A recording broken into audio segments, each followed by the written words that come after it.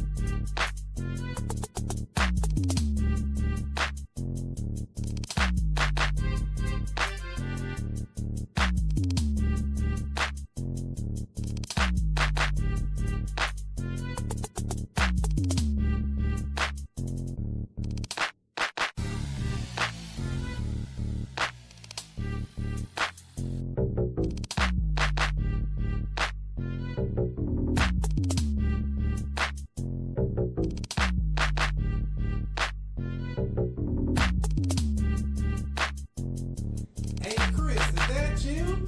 Damn.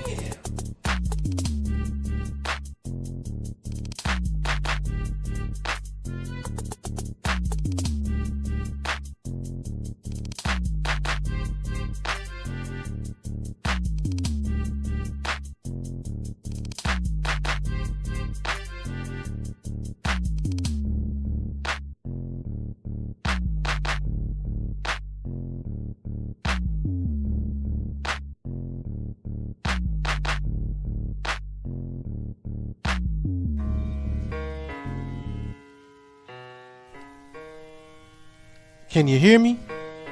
I don't know. If you don't know who I am by now, I don't know what you've been doing. You been asleep? Let me wake you up with something. Straight up.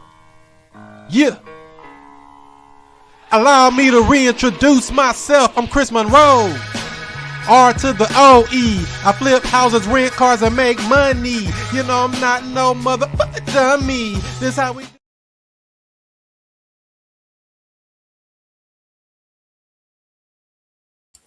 What's happening? What's happening? What's happening? This is the student master teacher, Mr. I Stay Woke, Chris Cashflow Money Monroe, and I'm right back at you with another real estate video. We do this each and every Sunday night, 7 o'clock Central Time, 8 o'clock Eastern, even though today happens to be Super Bowl Sunday. I'm messing up your halftime show with Bad Bunny. I don't know what he'd be saying, no way, just to be honest with you. But we are going to be talking about some good stuff tonight. We got a little presentation I'll have for you here shortly as well, talking about the top 12 things that mistakes you can make when you're doing a subject to deal. The top 12 mistakes. So I'm going to go over that here shortly. We got some people coming in here. Let's see what we got here. So yeah, so give this video a thumbs up, give it a like, give it a share if you care, because we up in there. What up, Big Art? Happy Super Bowl Sunday. How are you? Good. How you doing, Chris? You supposed to be watching the game. It's in the background. No, who you say was gonna win? Let me see what the score is first. Hold on. 6-0. Man, Who you say was gonna win? I ain't even know who was playing in the Super Bowl till last night. You worse than me. So we don't even know who in there. So let me fix this camera here. Boom. Yeah, I understand. It's you must follow basketball or something else.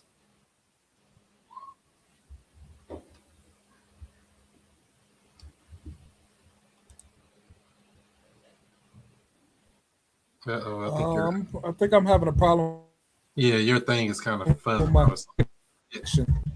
What did you say?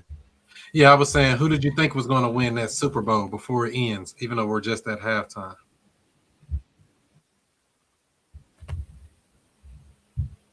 I'm gonna just say Seahawks. Oh my God, yeah, me too. The only reason I'm gonna say it because I'm anti the Patriots because they cheated the Rams 20 years ago or something. So yeah, I'm still holding a grudge. I'm one of them that hold a grudge forever. So yeah, that's part of the game of life. We pick winners and pick losers, I guess. Anything interesting happened with you this week? Yeah.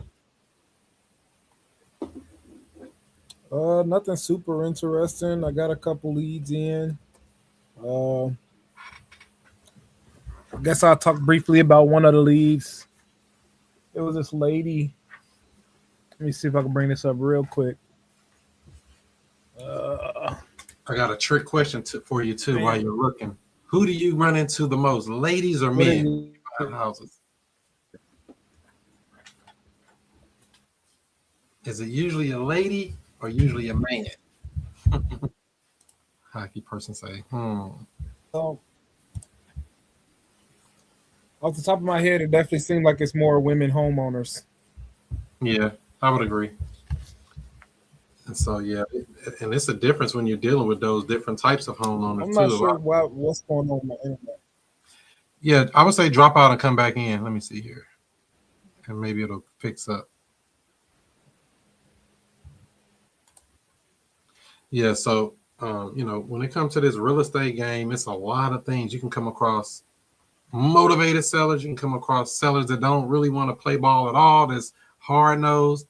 I don't play the game of trying to make somebody want to work with me or trying to convince somebody, hey, you should work with me, man, because I'm going to save the day. I give you a chance to tell me what you're looking to accomplish by asking questions. They tell me what they want to do. I give them a solution to get them to that thing they want to do, and I let them make their decision. I don't do a lot of pressure or pushy sales tactics where you got to basically make somebody, hey, yeah, man, you got to do this deal now. Those type of deals to me don't feel so savory. I don't feel like it's those are the ones that I really want to deal with. I really want somebody who whether want to work with me versus me trying to convince them to work with me. You see what I'm saying? I like to flip the script. Really, you can even tell if you listen to any of my sellers calls at futurecashflowclub.com. If you take a listen to any of the actual calls when I talk to sellers, I try to ask them the question so they can open up and tell me exactly what they would like to happen before I try to sell them anything. Why are you trying to sell somebody something? You don't know what they want. If somebody tell you, hey, man, I want the new Jordans coming out. Oh, you do? I just happen to have a pair right here. Versus, oh, no, I don't like Jordan. I like Steph Curry or whatever. If they tell you they want something, find a way to give them that versus you trying to push something off on somebody. And this goes into more than just real estate. Real estate is just a big product that people, one of the biggest purchases a person can make in their life. And so we try to make it easy to do business with us by truly understanding what they want to accomplish. If you don't know what they want to do, what are we doing? I mean, you really got to ask yourself that. When you listen back to your calls, which everybody that's doing calls or doing any of this type of marketing, you need to listen to your calls. See how you sound on the phone. How can I make my questions more crisp? How do I stop leading the witness? A lot of people have that. I do it from time to time still. I try to get away from that too. Leading the witness when you ask a question and you're telling them the answer in the question. Hey, I mean, I don't know. If I was you, I would do this, right? I mean, wouldn't you want to do that? I don't want to give them an answer. I'd rather give them a question and allow them to answer And when they answer, that's going to tell me all the things I need to use later on to close them in a deal. That's why we start off with the 4 pillars every time: the timeline, condition, motivation, price. We try to understand what's going on as far as their timeline. Hey, how soon are you looking to close if we can work everything out? If you understand that, you know what pace we need to be going at. Or they like, hey, I got an auction next week. I need to move quick. We know we need to move quick. If it's somebody like, oh, yeah, I'm just thinking about selling this summer, maybe in the spring, I'm not sure yet. Really? We might have to ask another question to get a little deeper. Why are you waiting to that time? What if you could sell it now and not have to worry about it later? Certain little pinpoint questions, once you ask the overview questions, can get a better lesson. So that's kind of what I try to aim at when it comes to dealing with these people.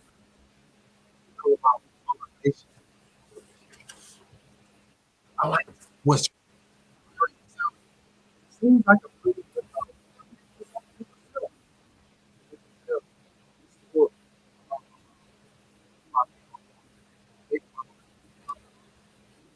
whatever they're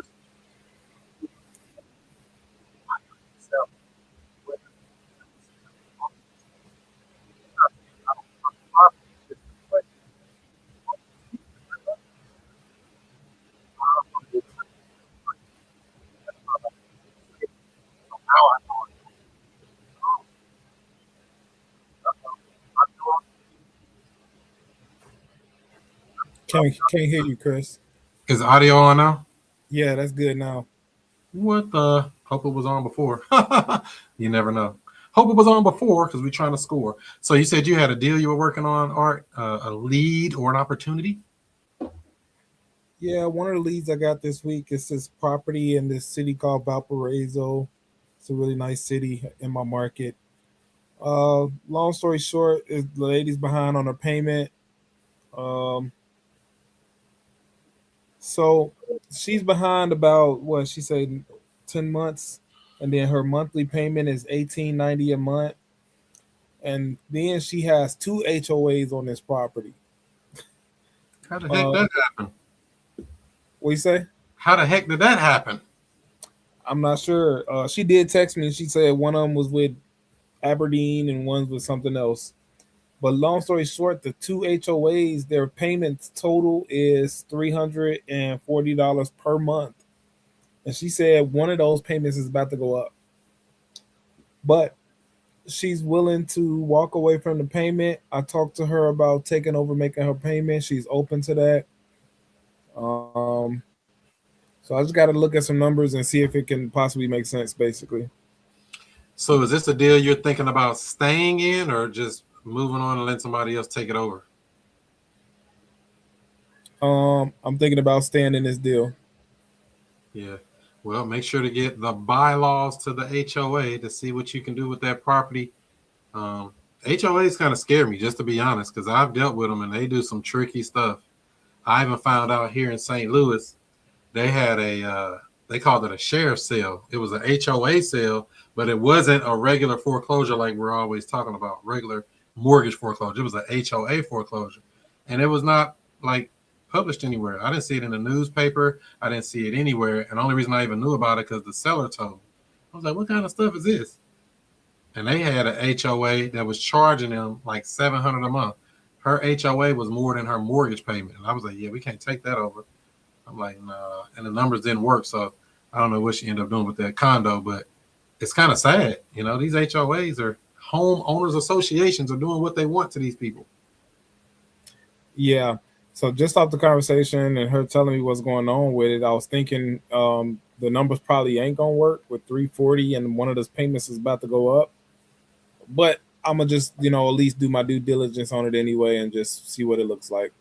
That's all we can do. Work the process. That's why we have a process. So we don't overthink or over process anything. We just put it through the process. Yeah. And so you mentioned something there about the payment going up. I think I got 3, maybe 4 houses that's payments going up this year. Because of taxes? Yeah, one of them was from insurance, and I think the other 2 was from taxes or something to that effect. I'm still looking over it now, but I seen as of March 1st, I got a couple properties going up. I'm not happy about that. So this is why when I talk about doing the lease options, when we exit and put up tenant buyer in these properties, I don't like to go more than 2 to 3 years out. Because if we go too much further out, be like, oh, 5 years, 6 years, some long term, we don't have a way to go up on the payment. We don't have a way to go up in the event that our escrow go up, because they say it's an escrow shortage. That's what they call it. They sent a little letter. I was going to have it. I'll bring it next week or whenever I get a chance. They got the letter that says, hey, yeah, your payment is going up. You can either pay this $2,000 or whatever the amount was, or we're going to increase your monthly payment to cover your shortage with the mortgage company. So that's important. When we're doing these lease options, I don't like to do more than 2 to 3 years out for that particular reason. Have you seen something like that yet? Yes. One of my properties, when I bought it, the taxes on it was like 600 and something per year. And sometime last week, those taxes jumped up to like over 1,800 a year.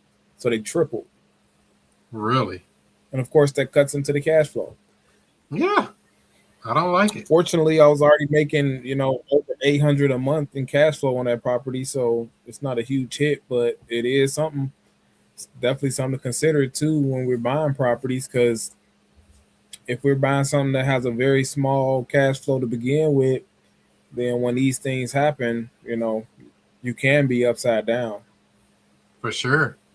For sure. I definitely don't want to be upside down. I don't want to be negative cash flowing, which that is a strategy. I'm not going to say that's not something you should never, ever do. There are times I have dealt with properties that are negative cash flow or even or no cash flow, but I had so much spread on the front end that it was worth it. And it was something temporary. I don't want to stay in them long term on it because, you're playing kind of with fire. Let's say get you 30,000 down and you can figure it out, right? The math is the math. Numbers don't lie. What's going on, Jimmy? How are you? Chris? What was that? You watching the game that Super Bowl Sunday? No, I'm not actually. I have no idea what the hell's going on, honestly. That's why I'm here, trying to learn something. I know that's right. The Seahawks up 9-0. So yeah, just a little. Okay. I was for the Seahawks anyways. Yeah, I'm never for the Patriots. I'm a Are you doing art? Yeah. Anything interesting happened with you this week? Yeah, I would say so. As you know, I got a house under contract. Well, let's stop right there. Applaud you for that, because people don't never do that. I know. Yeah, what a shocker. You got one under contract. Congratulations on that first. Why? Thank you guys. It was I got a assist actually. I actually alley-ooped it up to Justin, my closer, and he slam dunked it. So you try to can't take all the credit. Did you try to close it yourself? Yeah, a few times. Actually, a couple times, and then the third time, it wasn't going to be a few. I was like, let me just. Hey, it's fourth quarter. Got 2 minutes on the clock. Kobe's in. All right, let me just get the ball to Kobe. Why even play around, right?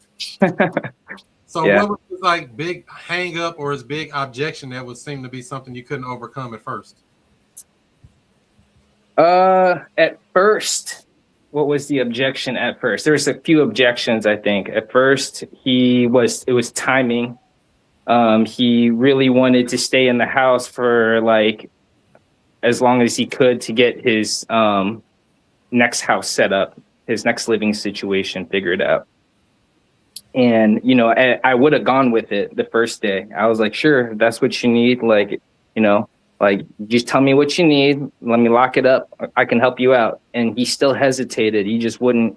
I got him to the point where I was like, okay, go ahead and get your paperwork. Let's go ahead and take care of this. And then that's where he dug his heels in. And I couldn't get him past that barrier, where he just wouldn't bring down his paperwork. Whether he had it or not, I'm not sure. So I was like, hey, you know what? It's okay. So you said one of his objections was timing. He's trying to figure out where he's moving to. Is that what you mean? Yeah, he wants to go back near his mom in Madison, Illinois. And he's got a house next to her that he wants. I don't know if he's acquired the house. He was very vague on the whole scenario. He said there was a house, it's all boarded up, that he's going to move into and fix it up, but very vague. And I was like, okay, let me help you out with that. Like, what do you need? Like, how much time do you need? And then the next objection was just getting his mortgage paperwork to me. Like, hey, bring it down. I couldn't get him to bring it. So when somebody tells me, hey, yeah, I'm looking to move near my mom, what he told you, my question for him is always a question. Everything I talk about is always, what question should I be asking? Mr. Seller, what is the challenge you're coming across that's stopping you from moving next to your mom? And let him tell me. Right. Versus me even lending any help yet. And I don't know if you did that or not. And I'm just trying to make sure we keep this in a framework so we keep in position. Because if they feel that you're greedy and you're like salivating, looking at them like, yeah, I got them locked up, man. They can feel that. And I don't want them to feel that from me. I want to understand everything they're saying before I even offer anything. I didn't want to take up your whole night with this very long scenario, because let's just say we burned 2 hours 2 days in a row. So, we cut it up. There was a long story to it. I understand. And that's why I'm trimming the fat now, so we can understand what to do next time we come across whatever objection. Ask them the question. For sure. Seller, what is the challenge you're coming across that's stopping you from moving next to your mom? Once we understand that, that's the objection we need to handle, not whatever they're telling you the other stuff. Does that make sense? For sure. Understood. 10-4. We can dig into that if you want. So what was the challenge that was stopping them from moving? So he's got a huge dog, like a huge bull mastiff, and his mom loves the dog, but she's got kids and another person living with her that he's like, I don't want to move in because I have my dog, and that's just going to create a problem. And I was like, cool. Well, what about that place you want to get set up? How soon is it to get livable? He's like, well, I got to talk to my buddy Kevin next week. And then he's got to talk to another guy, and then we got to go to the place. And I was just like, okay, so it's going to take more than just 4 weeks. It's going to take, maybe a couple months for you to get this figured out. And I was like, by that time you're going to be foreclosed on, what can we do to speed this up? How can I help you? And yeah, he was just, couldn't give me any direct answers until he talked to his buddy, Kevin. So that's where we started to talk about the deal. Yeah, go ahead. When I think about what you just said there, I have another question that pops in my brain automatically. It just pops in. I can't resist. Okay. What happens if what's supposed to happen doesn't happen? What happens if Kevin can't help you? You see how you stay in position by that question versus me trying to come in and offer anything. I'm still in discovery mode. Before we get to, I got to help you. Yeah, you got an auction. We know you got an auction. We're going to use that later. But I need to understand what happens if that doesn't work out. What's your backup plan? Yeah. So when I bring up questions like that, and that's a good tactic, I like it. I often get outlandish answers. The VA actually stopped my foreclosure last year. They're going to do it again. That's what they do. I know this guy, he's just going to call up Mr. Cooper, my lender, and then they're going to take care of it like they did the time before. It's all good. And then if I do that, they said that I'm going to have another 6 months, and then they're going to give me actually $2,000 for me to move out. And I'm just like, he's just talking all this nonsense. And I'm like, I don't think break that down for me, because I don't understand how that happens. I gotcha. So let's just say, so what if he told me what you just said right there? So you're telling me if you had $2,000, you're ready to move forward today. Is that what you're telling me? I shut all that down. Everything he just came with, all I heard was they're gonna give him $2,000 to move. So I'm gonna ask the question at that point. If you had $2,000 today, would you be able to go ahead and just move? Well, actually, I owe $10,000, on my mortgages, We have strategies to deal with all that. And you're in a better position. So we can handle all of that stuff. We specialize in these situations. But my question for you is, how do we get you to the next step? What you think about all that, Art? Yeah, solid, very, very good advice for sure. Yeah, good tactics. So, I know they want to tell us the long story, and we got to listen to some of the story, but we have to pick out of that story what should we be asking them to get them to where we need them to go. I know they got a lot of noise and they throw a lot of curveballs and a lot of stuff at you, and they do that on purpose, and it's normal because they're stressed out. You're in foreclosure. That's stressful. I learned a lot through this these several interactions, and then finally the third interaction when the deal was done, it was like a completely different scene. So the first two times I made several mistakes, and one was I never sat down. I was kind of led around like a puppy by him. He's the homeowner. Like I'm trying to be super nice to him because obviously I'm being cordial, trying to understand him, letting him tell his whole story. And I don't want to feel like I'm coercing him or anything, right? So that's why I spent so long and getting nowhere. But when I went the third time with Justin, it was very direct. It was like, boom, Justin, first thing he did was sit down, like beeline to the table. I didn't do that. I was just like walking around following this guy, standing. And this is why we have that saying, and I want you to remember this, Jimmy, for future things. Yeah. He who asks the questions is in control of the conversation. Even though they're telling us a bunch of stuff, if we ask a question, we're steering them where we want them to go. Versus they're trying to take us all over around the block, telling us all this stuff. And that's what Justin did, right? Or what did Justin go over there and say that was special? Oh, man. I mean, he basically said the same shit I said. Excuse my language, but it was just how he delivered it and how he commanded the conversation to cut through the stories.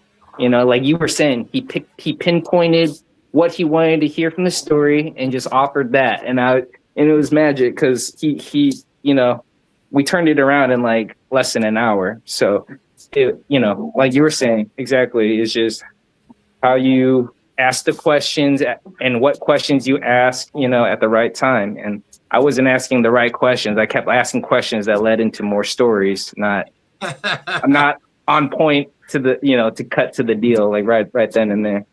And then, getting the paperwork, man, that was a challenge. And we never really did get the final paperwork. He did finally bring down paperwork for Justin, but like I couldn't get him to bring it down. So what was the problem with getting paperwork? Let's talk paperwork now. Right.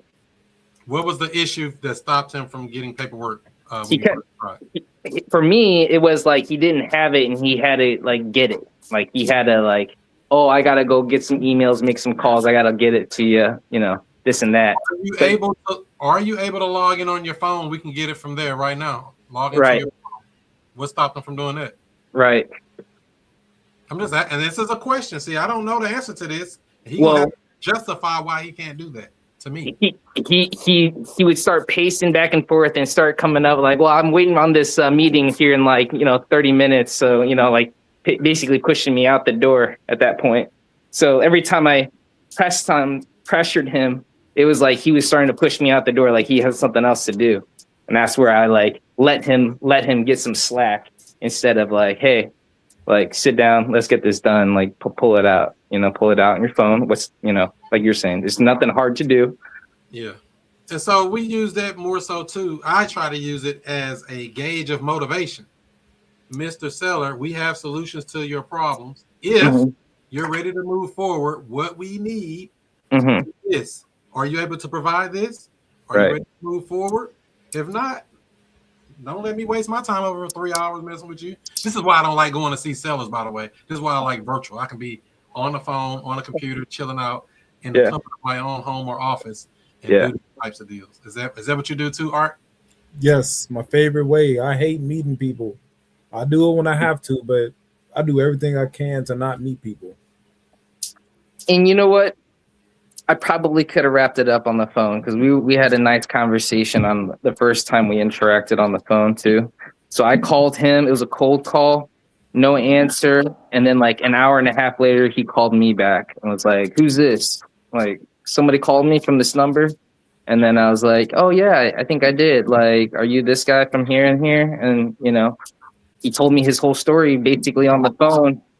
And then I was like, hey, can I get like pictures of the phone? Like, what's the condition? He's like, can you come over? He's like, why don't you come over here at 10 a.m.? I was like, okay, that's like in 2 hours. Sure. And then it went from there. So but you're right. I could have locked it up on the phone. At that point, and I don't mean to cut you off, but even at Nope. that point, Mhm. if I come to your house, I'm not coming to see your house. I'm coming to buy your house. You have to ask that question. If I come over at 10 o'clock, like you say, and everything makes sense, are you ready to get the process started today? We're getting commitments, many micro commitments before we start doing a bunch of jumping through hoops for people. True. And I'm too naive, and I'm like young in the game, so I'm just like, any interaction, please, just let me get in front of the damn seller. You know, like I've been thirsting for it because I've been on the phone, knocking on doors and getting nothing. So this guy wants to talk to me. I'm like, I'll be right there. Instead of being composed and like, you know, setting myself for the deal, I was just rushing into it. Like, let me see what I can do for you. You know. Yeah. And ain't nothing wrong with it. It's part of the learning, you know. These are the things you learn as you do deals, as you matriculate in the business. This is huge. You heard anything else that sound interesting out of that, Art?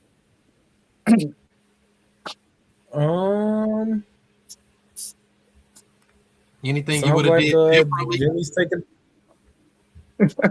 I would definitely try to get it done over the phone, but it sounds like Jimmy is, taking a lot of action though. So I think that's the biggest takeaway from it. Like, just, have you marketing, door knocking over the phone. It can be done all kind of ways. So yeah, thank you. Got to put that work in, and Jimmy's doing it.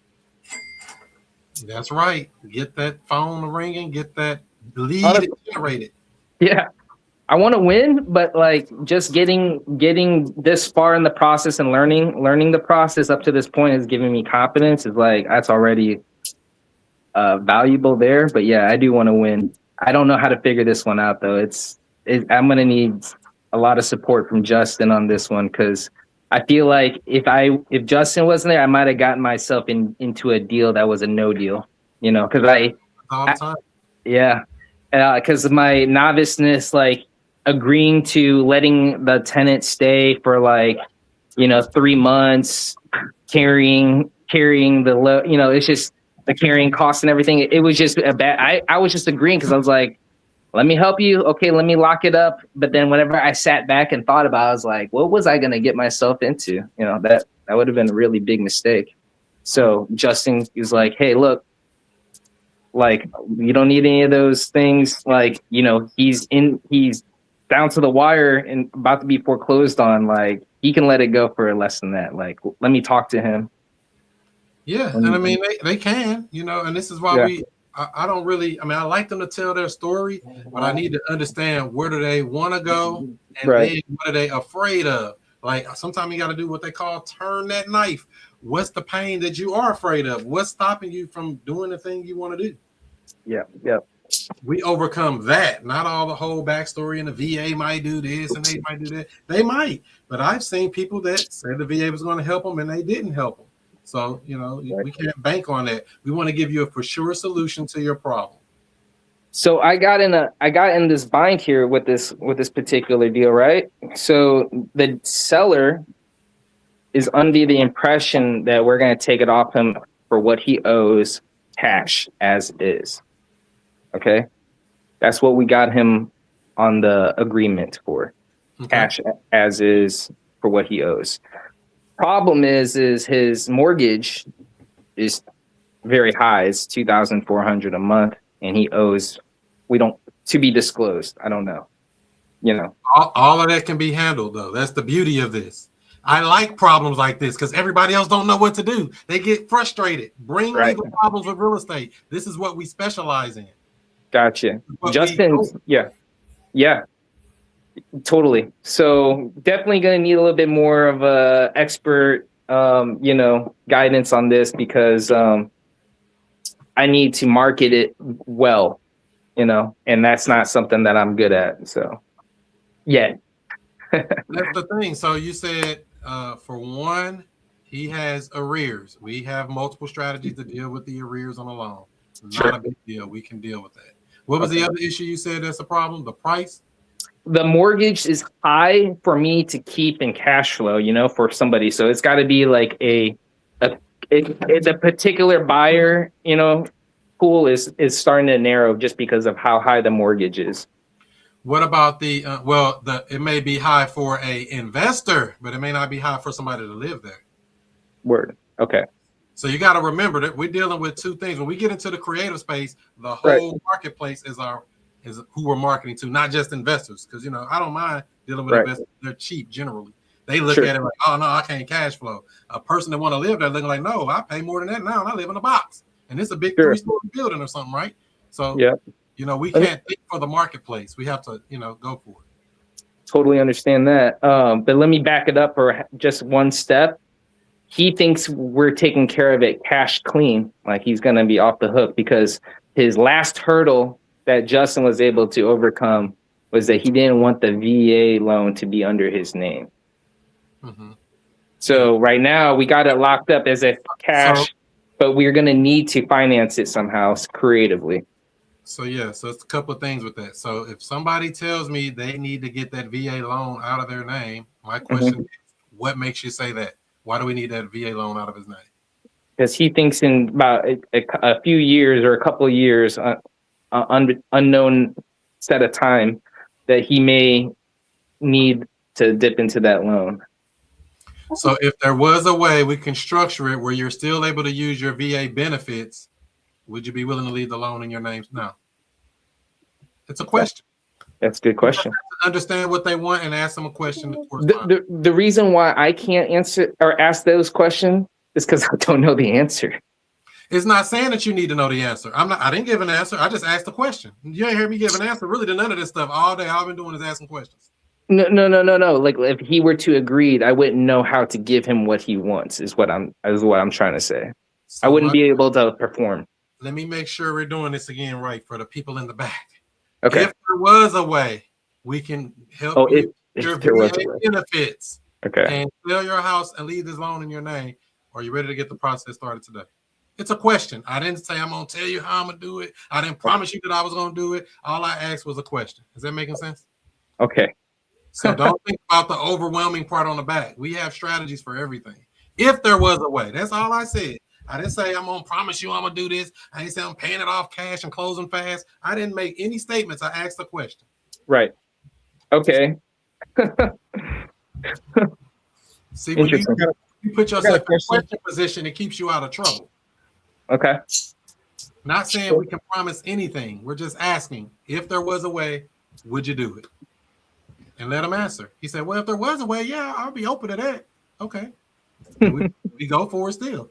And we find a way to make it happen. And if we can't make it happen, we can always back out. That's the beauty of all of this. It's just, what it is. We have a due diligence period. We have an inspection period. I'm not saying we're looking to back out of any deal, but we should not be afraid of putting it under contract, figuring it out like Justin does. Right, Justin? Yes, sir. We making it happen, man. You're wearing your blue, I'm wearing my red. It's like you want red more and more now. Yep. Yeah, we were just talking about the deal you were helping them with over there on that guy. He was telling us about how a lot of lessons this week. A lot of lessons. Yeah. Hey, look, what's funny is I was telling Jimmy we went to go knock on the door or whatever, right? And literally we knocked on the door, the guy didn't answer. We know he in the house though. So we walk away from the front and the guy lets his dog out. So he might have been, this house has like 3 floors. And I'm like, I'm nudging Jimmy, like, go ahead, Jimmy, let's do it. And he like, he a little bit hesitant because you know how it can be a little socially awkward to catch a person coming outside like, hey, so yeah. And then the guy ended up posturing like to let us in. And Jimmy like waiting on the invite in. I'm like, Jimmy, just go in. So that was crazy. But Jimmy is very, very polite. I gotta be cordial. I try to show respect, when I'm in another person's home, Mm-hmm.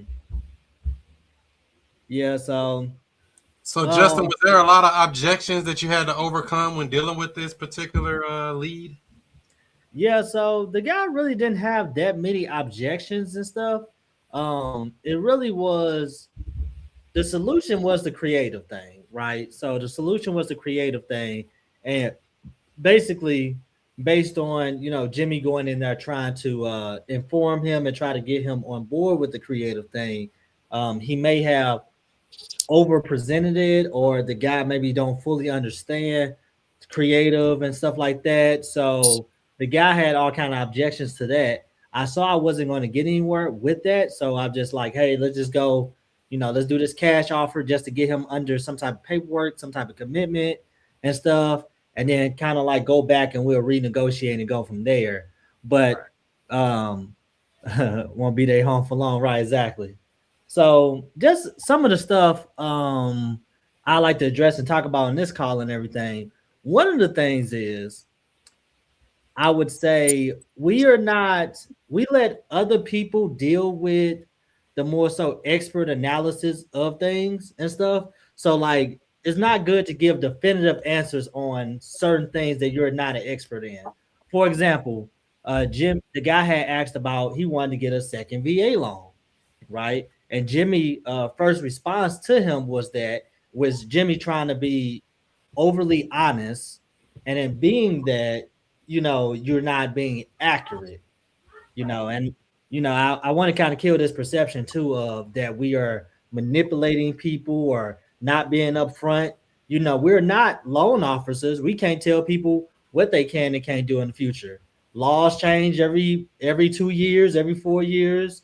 You got state laws, you got federal laws. We don't know what the future gonna happen. We don't know if we're gonna have another, crash, economy, all of that different type of stuff. So one of the things that Jimmy had responded to the guy with was basically that you can't. He was like, in my honest opinion, you can't get a loan, a second VA loan in the future while we have your mortgage. And so Justin, if this happened in the future to somebody else, what should the correct answer be if somebody don't know the answer? Right. Hey, that's a great question. I definitely would love to, research and see how we can get some more information to you about that. I haven't dealt with that, but what we've done in the past is we've helped other people like this, helped them out in a similar situation as you, and the bank may have requested a letter, showing that they're no longer responsible for their debt. We provided that, and then they was able to get, a secondary loan.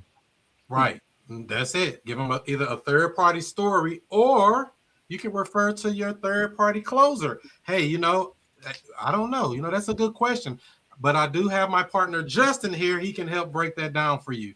Defer to somebody else. You don't have to know all the answers to everything. You know what? That's a good question. I'm going to check with my title company. I think they can do that. You don't have to know all the answers to everything. You can understand how to defer. Let's look into that. Or what I told Jimmy before you got on here, Justin, if there was a way we can do that, is that something you'd be ready to move forward with? Right. Before we even try to tell them we can or can't. If there was a way, what we do, would you be ready to go and move forward with this now? And let them answer the question. It's not a big deal. We figure it out. Right. That's a great point. You going for the close right then and there. If that's the real objection that they have, you going straight for the, hey, if I'm able to get the answer to you, you ready to go? And they like, yeah, you just seek the information and everything. I had a situation, one of the properties I took over last year, the condo. In that situation, that woman was under the presumption that she wasn't going to be able to qualify for another loan because she had the condo loan. And what ended up happening was I got her with an agent and a loan officer, and they got her through.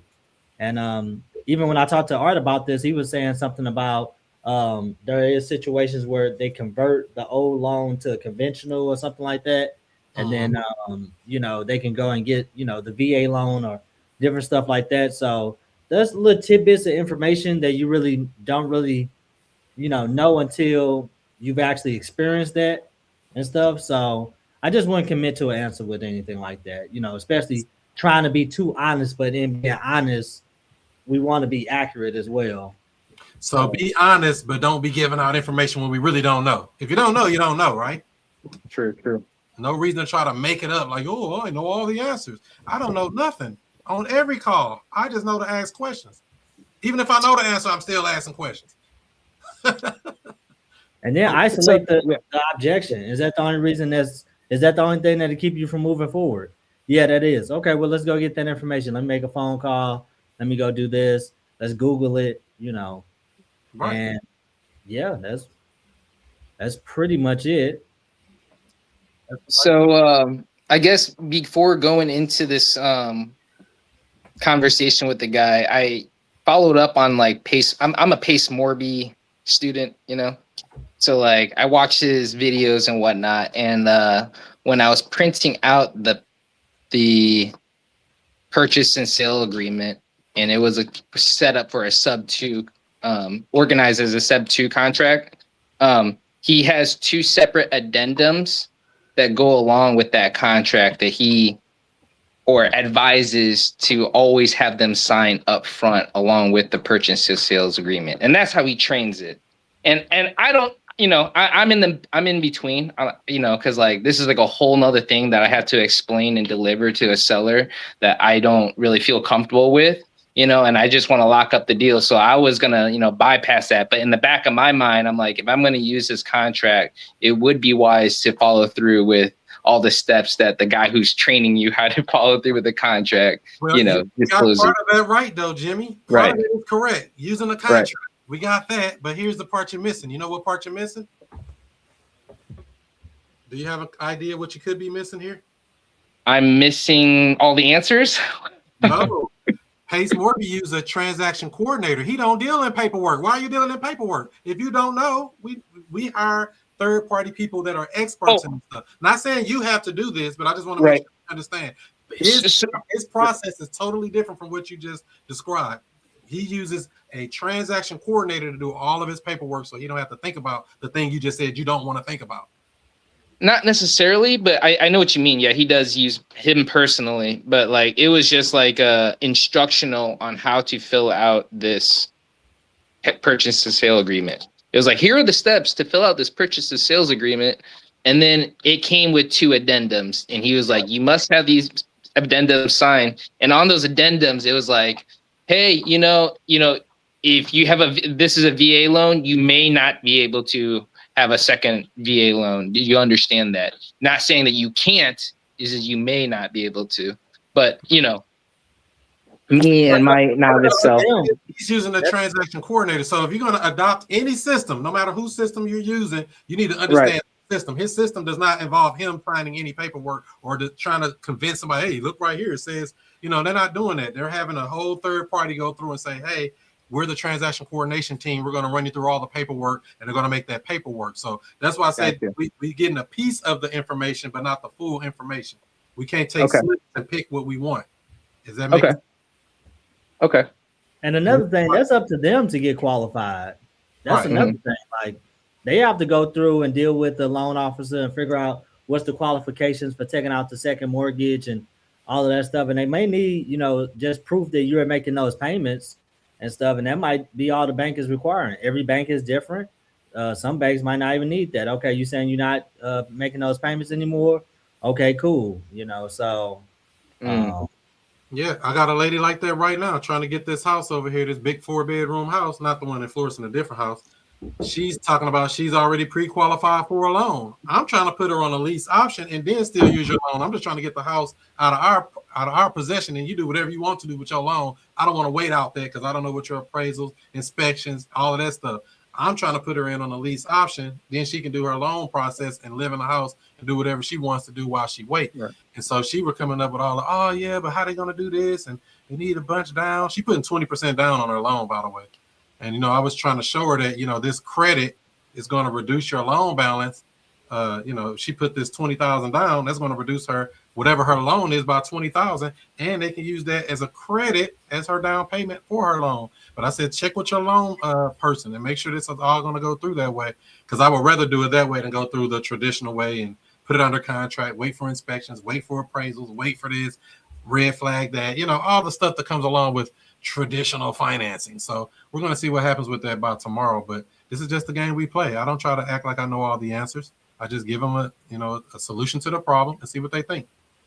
There's another thing I want to talk about as well is, we helping out a lot of people, bringing a lot of people in. We doing the meetups and stuff, and people are excited and they actually want to get through the finish line. And one thing I've been seeing is that, there's nothing wrong with people wanting to do things themselves and everything. But there is a certain skill set that is required to get all the way through it, and I think that everybody, if you knew you coming on board, you calling me, Chris, Art, any of the other people who on here who doing it and everything, you have to be committed to actually being walked through the process in its entirety, at least one time, at least once, because once we try to get so enthusiastic and, oh man, I'm about to make, $12,000, and we we get so excited about doing something and keeping all of the money and stuff. And there's gonna be plenty of deals. It's not just, if you committed to this thing, you're not just gonna do one deal a year. You should be doing, 7, 8, 10 of these things a year, even as a, a part-time or whatever, and however you get there. But at least, let's humble ourselves, learn the process, get familiar with it. The only thing that made me slightly different is because I had a sales background. I was fully committed, 100% in. I was talking to Art and Chris every single day. Hey, I'm doing this. What y'all think about this? And then even some of my first deals that I even got through the finish line wasn't an actual wholesale closing. One of my first deals was helping contacting the guy across the street from me who had a vacant property out of town, and he paid me $2,500 to get me and my people to do a clean out. So my first actual money I made in these in the real estate was helping other landlords. And that's the thing, there's more than one way to skin a cat. A lot of people don't be looking at that. They be thinking about, oh, I'm gonna make 50 grand. No, you may not make that on your first deal. You might, but if you don't understand all the moving parts, it's so much easier to be very good at generating leads. Get really good at generating leads, regardless of whatever closing or whatever strategy or whatever, all the back end TC work, all that distraction stuff is cute, but get really good at keeping a bunch of leads coming in. Hey, I got another lady. Hey, I got another man. Hey, I got this sister. Her twin want to sell it. Whatever. Keep the leads pumping and connect with a closer and keep closing deals. Don't worry about all the rest of that stuff. Everything else, stressing out about it, to be honest. And that's everybody.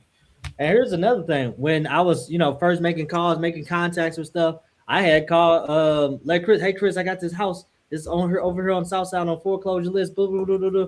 And Chris went ahead and called that lead, called the agent on that property, and he got it under contract. He, came to the table, figured it out, fixed the deal or whatever. Chris still owned that property, and Chris paid me an assignment, looking out, hey, thanks for generating this for me. And that was cool. The thing is, if you're doing a sub 2 or whatever, like at that time, that house would have been a liability for me to take over. Straight up. Chris got the resources, he got the furniture connect, all of that stuff. He was able to put that house in a situation where it was actually an asset and not a liability. But if I would have been so gun-ho about making money, oh my God, this is my first deal, and Chris, let me get it. I probably would have been going to foreclosure myself. That's messed up. No, I think I was like really this close to tripping over that same trap that you just described. Yeah, so falling right into that. Even with this property, the guy owes for Jimmy brought this to the table. He spent 2 days, 4 hours with this guy, and he had it in his mind. If he would have signed that contract on that second visit, I wouldn't have been able to tell Jimmy nothing. He was taking that deal down, and it was nothing I could say to convince him otherwise. And he would have been paying. Jimmy would have been over there paying $2,400 a month for a product while he marketed, because that guy ain't got no money, and that guy would have been staying in that property for about maybe 3 months, 90 days, and Jimmy over there paying the payment. So, that would have been a liability. Chris talk about this all the time, is don't change positions with the seller. Never. $2,400 a month for a property, a subject to deal, that's a lot of, monthly. And to be honest, I was telling Jimmy, I'm like, I wouldn't even take that over for my portfolio right now. I'll probably look for a guy like Chris who got, the system to support that type of those type of payments. Yeah, like, Chris, how can I help you fill this vacancy? 4 months, you 10,000 deep. Real yeah. quick. Oh, buddy. What's the rent rate in that area? It's pretty good. It's a pretty desirable area. It's the Gate District, but it borders Lafayette Square, which is like a ritzy part of St. Louis, you know? So it's like it's set up in a manner where it's like a luxurious townhome, but it's like perfect location for an Airbnb. But I would not Airbnb it myself. What kind of condition is it in? Is it move-in ready or need some work? Or it's an excellent, but no, well, I would say great condition, but it needs paint. Like, and there's one part that he said he had water damage from a storm, but the insurance company took care of that, but he didn't fix the drywall. So he kept the drywall. Yeah, probably. But yeah. Let me rephrase my question real quick. Yeah. What's the rent rate in that area? The rent rate is, I don't know what you mean by that, but I think it's like honestly, the comp's really hard to see. I seen single family for $1,800 a month, but it's not like furnished, you know, like $1,600 to $1,800 a month for a house that's a 3-bedroom house. But this one is more. This is like a 3-bedroom, 3 full baths, 2 half baths, 3 stories tall. This is like a unique house that I can't find a comp that matches it. Can it be divided up to like multiple units, or is more? No. You think so? Because everybody has to come through the same staircase, or the same. You wouldn't be able to chop it up. That particular house. You could rent by the room because it's close enough to like SLU, universities and hospitals, and it's like really close to like where everybody wants to be, which is like SLU and Lafayette. You said his payment is $2,400. Yeah. Why is it so high? Because it's like a luxurious ass $350,000 is what he purchased it for. Right. It might you already got his mortgage statement too? Nah, we're working on that. Because is his payment really $2,400? I mean, I'm just asking you. Right. It might be taxes and Good question. The information. I just want to get the ball rolling on me, give him what he want, go on the back end, beat him up and stuff. We working on. We gonna get there. Cool. Yeah. Yeah. Yep. One of the things I want to reiterate again is just for all my people who coming in here and your goal is to make money. You like, hey, I'm going into wholesaling and I want to make money. Do not take over a house if you do not have money. For real, like unless you're able to get everything together creatively and put it together, you know, that's cool. But don't feel that you were got or cheated because you got, you know, somebody came in with their expertise, they helped you out, and then they gave you an assignment. And then they took over the house. Like that is not a loss. There's a victory for you. If your goal is to make money, your goal cannot be strictly to go into these properties and be like, oh, I have to take this house. If you can't afford it, you just looking for cash. When I first started doing this and introing with Chris and everything, Chris like, what you want to do with this deal? I'm like, man, I'm just looking to get some cash right now. If I could just get a little cash, you know, we can figure everything else out from there. So you know, that's the thing. If you like Chris talking about, you know, breaking up the house and, you know, doing different things with that to fix the deal and make it, you know, a deal for him. Hey, that's probably going to be the guy to give it to. He going to furnish it out. You know, you talking about thousands of dollars in furniture. You know, I don't have, for example, I don't have an Airbnb profile. Chris already has an Airbnb profile. And you would get there and stuff. There's nothing wrong with starting at one point. But if you looking for cash, you know, taking on assets might not be your thing. You might need to just find somebody who's willing to take over that risk and stabilize it. And it's not a loss. If you walk away with $4,000 to $6,000 for finding a deal for somebody, that is a win. Hell yeah. And a lot of creative deals is like that. Your assignment fees aren't typically that high on most seller finance or substitute properties compared to cash, in my experience. So, what market are you in? I'm based out. My name's Brock. That's what you guys. I'm based out of Indiana, Ohio. Indiana. Oh, you up there by Art? Yep. I live in Avon, if you knows where Avon, Indiana is. So Yeah, that's down by Indianapolis, ain't it? yeah, it's about 40 minutes west from like downtown Indianapolis. No, I say close to about 25, 30. But yeah, I've been watching Chris since like college. Like it's been like 4 years. So I focus the content, man. I had to kind of wait until I actually start making some money before I come on here and start trying to talk. But yes, I've done some. Yeah, if you don't got no closing costs, no rehab fees, do not. I tried that. Don't do it. You need to have the money for it for sure. So they tell you the truth. Because I've tried that before. Brock, what you in a restaurant? Hookah lounge, you can tell. Yeah, they got all background noise. All background noise.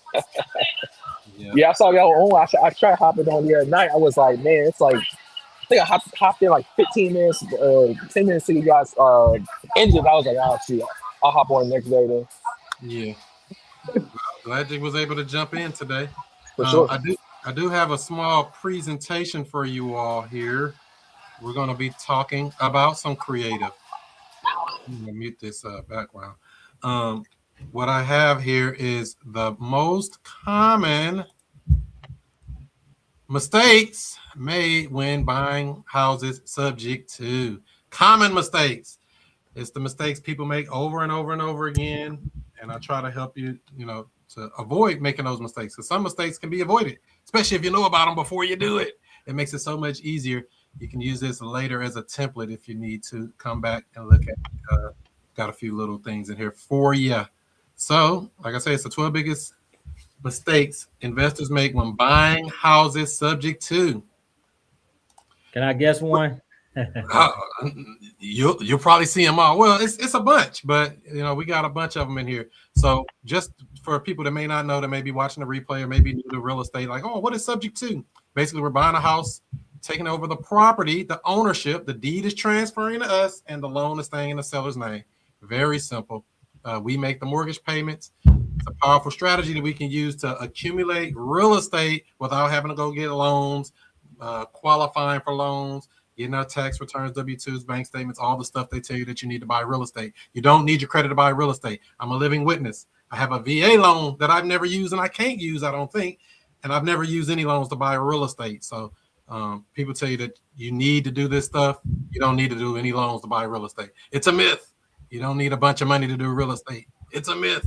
You need skills and strategy, which we're talking about today. Mistake number one, not verifying the loan terms. And this is why, and all this stuff I'm talking about is usually before you close the deal. We need to confirm the loan balance. How do we do that? Get the mortgage statement.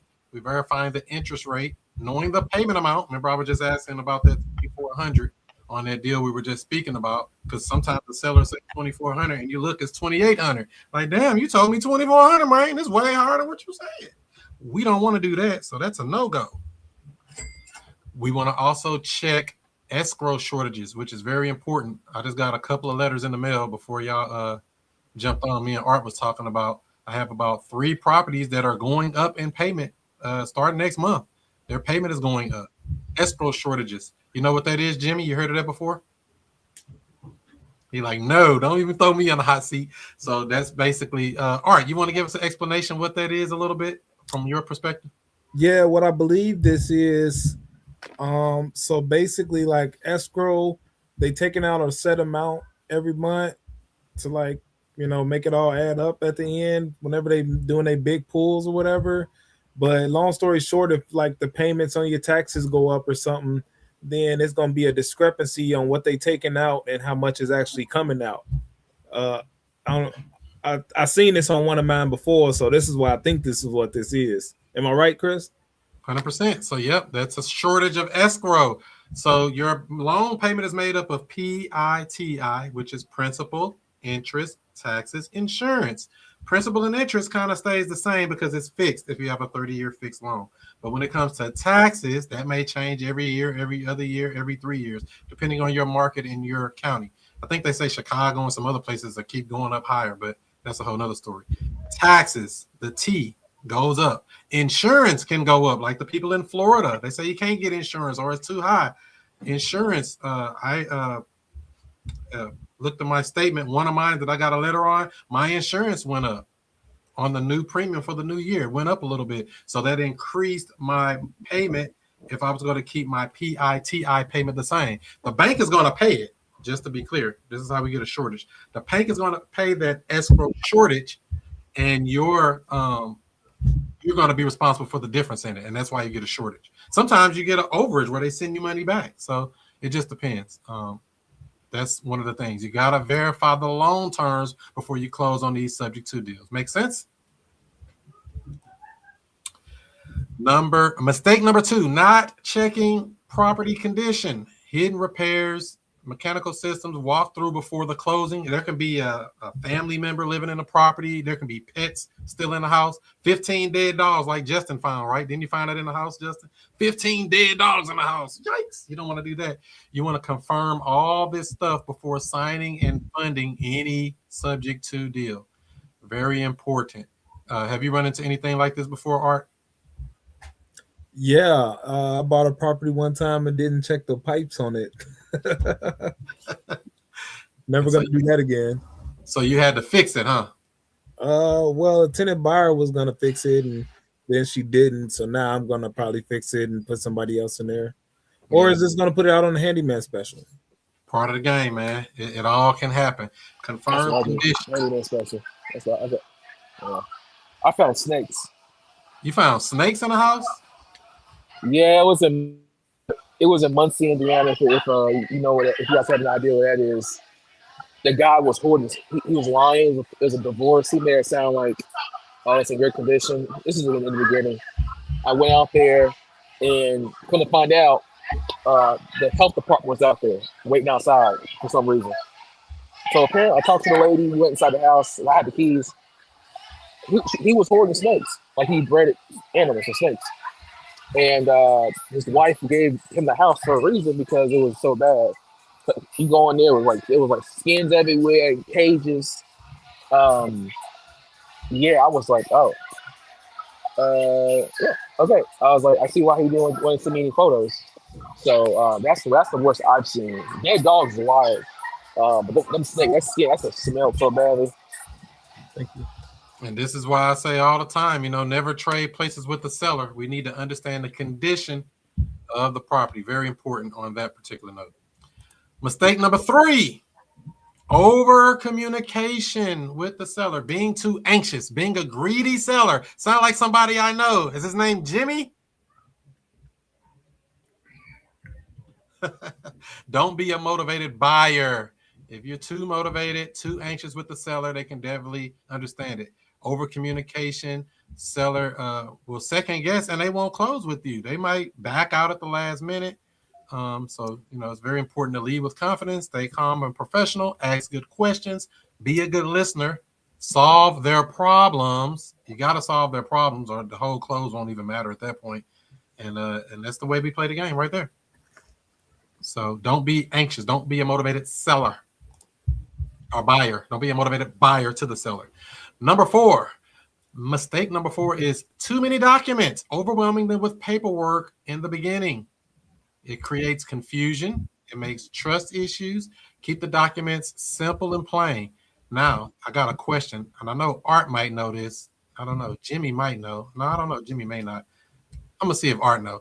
Art, what are the 2 documents we're going to start with if we're going to do a subject to deal with the seller? 2 documents we start with for a sub 2 deal are the purchase and sale agreement, the long form, and then the other one is going to be the authorization to release information. And then we're also going to ask them to get us a copy of their most recent mortgage statement as soon as possible. For sure, 100%. Number 1 answer, Art. That's it.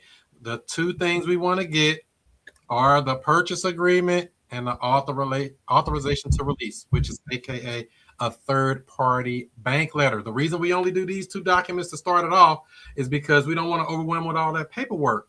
We want them to go ahead and sign to be under contract. Now we have equitable interest to purchase the property. And then we want to get that third-party authorization. Now we can speak to the bank on their behalf to understand what's going on with their situation. We can call the bank. Hey, what's the payoff? What's the loan interest rate? And like Art said, always get that mortgage statement if you can too. That makes it a lot easier. But I like to do these two things first. All those other disclosures, all that other paperwork, stacks of stuff is signed off at closing. Notarized at closing. Very important. Because if you give them all this stuff up front, they might get scared. Say, oh man, this is a lot. I need an attorney to review all this. And I don't want them to have an excuse or create an objection. What do you think about all that, Jimmy? Now, after my past experience, I definitely learned my lesson. Definitely don't overwhelm them with paperwork. And actually, I overwhelm myself with the paperwork more than anyone. That part. So let's just keep it simple. Keep it just simple, straight to the purchase and sale agreement, long form, and the agreement to what was that one art agreement to look at the? It's on the screen. Authorization to release information. Thank you. It's Come tiny on my little phone. I Can't love even it. read that. No, it's just my phone. All good. All right. Yep. I try to keep these little training aids so this stuff becomes memorable. So it's seared in your brain. You don't have to overthink this. If a seller want to do play ball, authorization of release, purchase agreement. Everything else, we see them signed off at closing. I don't have an authorization to release. Is that like a common Missouri document, or can I just chat GBT that? I got one. Just shoot me a message. I'll get it for you. All right. It's very simple. The page letter basically gives us permission to speak to the bank on behalf of the borrower. Very simple. Gotcha. All right. Mistake number 4. Not closing in a trust. Now, this can be, some people like to do LLCs and put in their name and all this stuff. I don't do it that way. I'm just going by what I do. A lot of people do a lot of different things out here. I like to close in a trust. My property is one trust for one property. It's to me, it's if you don't do it that way, I feel like it's more due on sale exposure. It's a weaker asset protection and it's proper structure to me because one, we close in a trust, so it goes straight from the seller straight to the trust. The trust owns the property. Now, our beneficiary on that trust may be an LLC. So now we have anonymity because the trust was created when we closed the deal. And we have asset protection because the beneficiary is the LLC. So that's kind of the way I do it. There's many ways you can structure this. You can do it multiple layers and a bunch of other funky stuff. That's not what this is about, but this is to keep it very simple. I like to keep them closed in a trust. You close in a trust too, Art, or you put them in LLCs? Every property get their own trust. Come on. Why would we want to do a trust though? You said why would we want to do a trust? Yeah. A lot of reasons. A couple of them real quick. One, let's say somebody bumped their head on your property. Now they want to sue you. All right. So they're going to be suing the owner of the property. The owner of the property is the trust. So now they ain't dealing with everything else you got in your portfolio. Come on. That's one. Another one is this thing called the Garn-St. Germain Act of 1982 states that an exception to the due on sales clause would be if properties are transferred to estates for estate planning purposes, however it's written. So long story short, if we put these in a trust, then, legally they shouldn't be calling a due on sale clause. They shouldn't be. So that's just a couple of them. It's more than that. Yeah, and I like the anonymity part because now they don't know who owns the property. If you got a tenant in there, like you said, they bumped their head, lo and behold, a fire happened, somebody died, all kind of stuff. If you get attacked, the only thing getting attacked is this trust. The trust owns the property, nothing else. It's not attached to your other assets and everything. They have to first find you to serve you. Good luck doing that. Then they got to find you to, go through that. It kind of just makes an extra layer of protection. You're not on public record as Chris Monroe got all this property. You will not find property with my name on it anywhere in the world because I don't put property in my name. It's a trust for that one property for one trust. You had something, Jimmy? I did have a question about that because I think I do want to structure my next houses into trusts for the reasons that Art said. But I have my 2 rental properties in individual LLCs, and then I have another LLC that's a property management LLC. So are these do these properties have loans on them, or are they free and clear? Free and clear. Well, actually, one is free and clear, and then one has a HELOC, and it is on collateral. Yeah, that's the only thing when you start dealing with the loans. That's when it might get a little Right. tricky. I mean, I don't know your particular situation, but generally we like to close directly into the trust when we buy the property. So there is no middle, because now you're leaving a crumb to say, look, he used to own it. I think he still own it. He ain't the one. I came straight from Joe Smith, the seller, straight to 123 buy your house trust. So do you have these trusts open, ready to go for in case you have a house, or do you wait till you get a house locked up and then you quickly open up a trust for that house? He said quickly. I like the words he said. They said quickly. You like that, Justin? So the trust is created at closing. That trust don't even exist until it's recorded. Bingo. It don't even exist. It's made up like everything else. Everything we do is made up. And that's the simplest way I can make this. I mean, I can say it in a long way, professional way, but the short way is all made up. We make it up, we create it, and it closes at the trust at the time of closing. That's the key, I think, that you just explained right there, is that it happens at the closing. Because I didn't know if I should have all my ducks in a row. Like, that's a lot of things that you worry about if you've never done this before. So the only duck you need is training to understand what you're supposed to do. That's it. That's the only duck we need to have in the row. But there's a lot of moving parts with this stuff, and there's a lot of strategies. A lot of people teach a lot of different ways. I'm just repeating what I do, how I learned it from the giants of the shoulders that I stand on. All right. So the trust. We're moving on. Mistake number 6: using the words subject to, or using big words or big lingo or jargon when you're like, oh yeah, we're gonna buy your house subject to. And they're like, what? Subject to? What is that? How about if we take over your payments? Or something more palatable for them. You don't want your sellers to be panicky and scared and like, oh man. You want to use homeowner-friendly language. Act like you're talking to a 12-year-old or a 10-year-old or an 8-year-old. Very simple baby language. Focus on solutions to their problems. The same thing we talk about each and every week, 7 o'clock Central Time, 8 o'clock Eastern, when we're talking about real estate. Focus on the solution. Don't get into using a bunch of big terms and trying to act like you're very smart.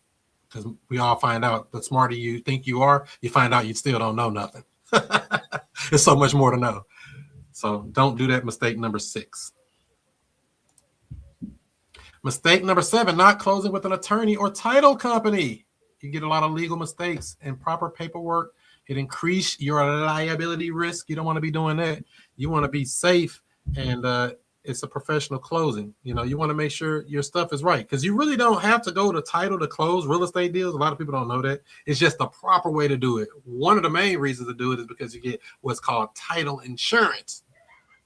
And you get the legal protection of somebody else closing. You didn't just come in big bad investor. I'm going to be smooth and try to trick y'all. So use an attorney when applicable. Mistake number 8, skipping title and public works search. So meaning you didn't look and see any hidden liens. Every house I've ever bought in St. Louis, I want to say every house. Yeah, just about every house. No, every house. 90% of houses, let's put it like that, all have a Missouri sewer district lien on them. Nobody pays their sewer lien in Missouri. It's just a St. Louis thing. I don't know if it's like that everywhere else, but most people don't pay it, and they have a small lien on the property, sometimes small, sometimes large. Check that stuff before you close.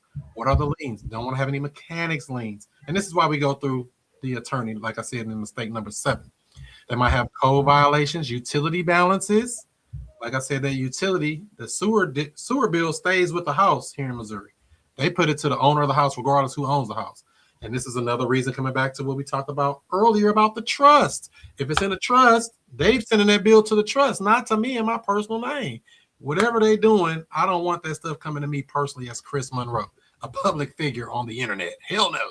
So always run full searches. You do this when you do your deals, Art? Yeah, title search right away. Usually I do the right away. On wholesale deals, I try to hold off until I find a buyer. But on a terms deal, I try to get my title search in right away. Sometimes I forget to do it right away on the terms deal. Makes sense. So yeah, these creative deals, really look and find out what's going on. Make sure there's no hidden liens and encumbrances, any kind of funky stuff. You may not know. They might have code violations. That may not show up on there. They got tall grass, or they got problems with the city or the county or the municipality. You go find out they got an $800 lien with the municipality for tall grass for last year. You be like, what? I ain't paying that. Now, you might pay that, or you might buy it with an exception and leave it in place if there is a lien or something on the property. So the biggest thing, though, with this is do your research before closing, because you don't know what you're buying sometimes. You want to know what you're buying. Let's see here what they say. Will the title search cover all the information needed to search for? Not in all cases. Like I say, you might have code violations, utility balances, things like that are not recorded on the title, but they are attached to the property at the municipal level. Especially if you're in a place like St. Louis with 90 or plus municipalities. They all got their own rules. They all got their own little governments. They all got their own little stuff. Like I'm dealing with Overland. They got some junk over there. Oh, we can't do Airbnb. I'm like, where you say that at? We ain't see that nowhere. It's not on your website. What are you talking about? So that's a whole other story. So always know what they got. Very important. Let's see. We got a couple more here. Mistake number 9. Ooh, one of my favorites. Incorrect hazard insurance. You run the risk of getting denied claims. You can have lender issues because they really be on your head. They'll do what's called forced place insurance. What's that about, Justin? You know anything about forced place insurance? Yeah, it's when the insurance company, with the bank, the lender doesn't have a record of the insurance that's in place. And if they don't have a record, they're like, hey, we're going to go ahead and activate this insurance on you. It's going to be probably higher than you already paying if you currently have insurance. And they're going to send you a bill for that, which could be thousands of dollars. Exactly. They get the highest rate on the market. And guess what, ladies and gentlemen? That insurance don't even cover you. That covers the asset for the bank. That has nothing to do with you. So definitely don't allow them to put hazard insurance. Go make sure you get a brand new insurance policy. Add your borrower as an additional insured on that insurance policy. And, make sure you're good there. Let's see here. Property is unprotected if it don't have insurance. And the insurance must be structured right. And when I say structured right, like I said, have that borrower, the same where their name is on their loan, is the way their name needs to reflect on the additional insured, and make sure that lender is on there as well as a payee, insured loss payee. It's a lot of stuff. These are one of the reasons why you get this due on sale clause, this damn insurance. So you want to get your paperwork right. Any thoughts around that insurance, Art? Yeah, I found out about this forced place insurance firsthand. This is a really good list you got going on, Chris, because these are legit mistakes that I've made for sure. 100%. Yeah, that forced place ain't no joke. I had it put on. I think this happened 2019 or something. They sent me a letter to my forced place insurance, and I don't know why they did it. I think my insurance company just didn't give them the new evidence of insurance, or EOI, evidence of insurance. They didn't send it to them for some reason, and they put forced place insurance. I was like, damn, what is that? It was like $350 a month. I'm like, what's this? Nah, man, cancel that. We got insurance. I pay insurance. So that's no fun. So that's what happened with me too. I didn't know I was supposed to make sure that they send the EOI in, so they never got that, and so they put some insurance in place, and it's only like $135 is what they charging for that on this one. Yeah, but I gotta get that out of there. I need all of that. Right, but that ain't even just the part about the insurance. It's the part about you ain't even covered in that insurance. That's just for them. Well, I actually got insurance. I hadn't had insurance on that property for a while. I just never reported it, so I don't know how that even worked. Like if something was to happen, but yeah. I've taken care of it since then. 100%. That's what we got. That reminds me, I need to add insurance on something too. Damn, I'm slacking myself, but they can backdate it a couple days. All right, so that's what we got for that one. Mistake number 9: incorrect hazard insurance. So get the right insurance, ladies and gentlemen. Mistake number 10: no online mortgage access. You want to get the login to their portal. You can go right in and access and see what their payment is, see what kind of notifications that are coming up, because you want to get the alerts. You want to have control of what's going on. And if it's not set up, go set it up. I bought houses from people where they didn't even have it set up at all. I went in and created their whole profile for them. They were older people and they didn't have the portal at all. They were just using the traditional mail. I said, no, we're putting this online, baby. And we put them on auto pay, and they were all set up from there. So you can do a lot from inside of a portal when you're dealing with these mortgages. Are you set up like that with yours, Art? Yes, and one thing I definitely want to add on this that I've also learned the hard way is when you getting this online access to their mortgage payments, you need to also take over their two-factor authentication, because if you end up like some of these portals will kick you out and make you need to re-verify like after 30 days or 90 days or something, and if you don't have the two-factor authentication set up on your phone, then basically every time you need to get access, you're going to have to go get in contact with that seller, have them send you the code at the exact time that you're trying to send it to them, because there's a time limit on it. It's a pain in the ass, so just make sure you get that done right away. 100%, Art, and that goes right into our next slide, I believe. Let me see. Oh, go ahead, Art. Justin, what you got? I was gonna say I've had a situation in the past where I did get access to the portal and everything. It did not allow me to set up auto pay through their system. It was Wells Fargo was the bank, and it wouldn't let me set up auto pay through the portal for whatever reason. Apparently, you can only do auto pay through the if you have a Wells Fargo account already, which I didn't. So what I ended up doing was going through my bank and setting up an auto pay system, as a I guess a bill pay. Yeah. So I had to set that up, but that was interesting. I actually thought I was gonna be able to set up auto pay in the back end portal. So if anybody runs into that, I've ran through that issue. And then I've also had an issue with that where I was sending money to the wrong department.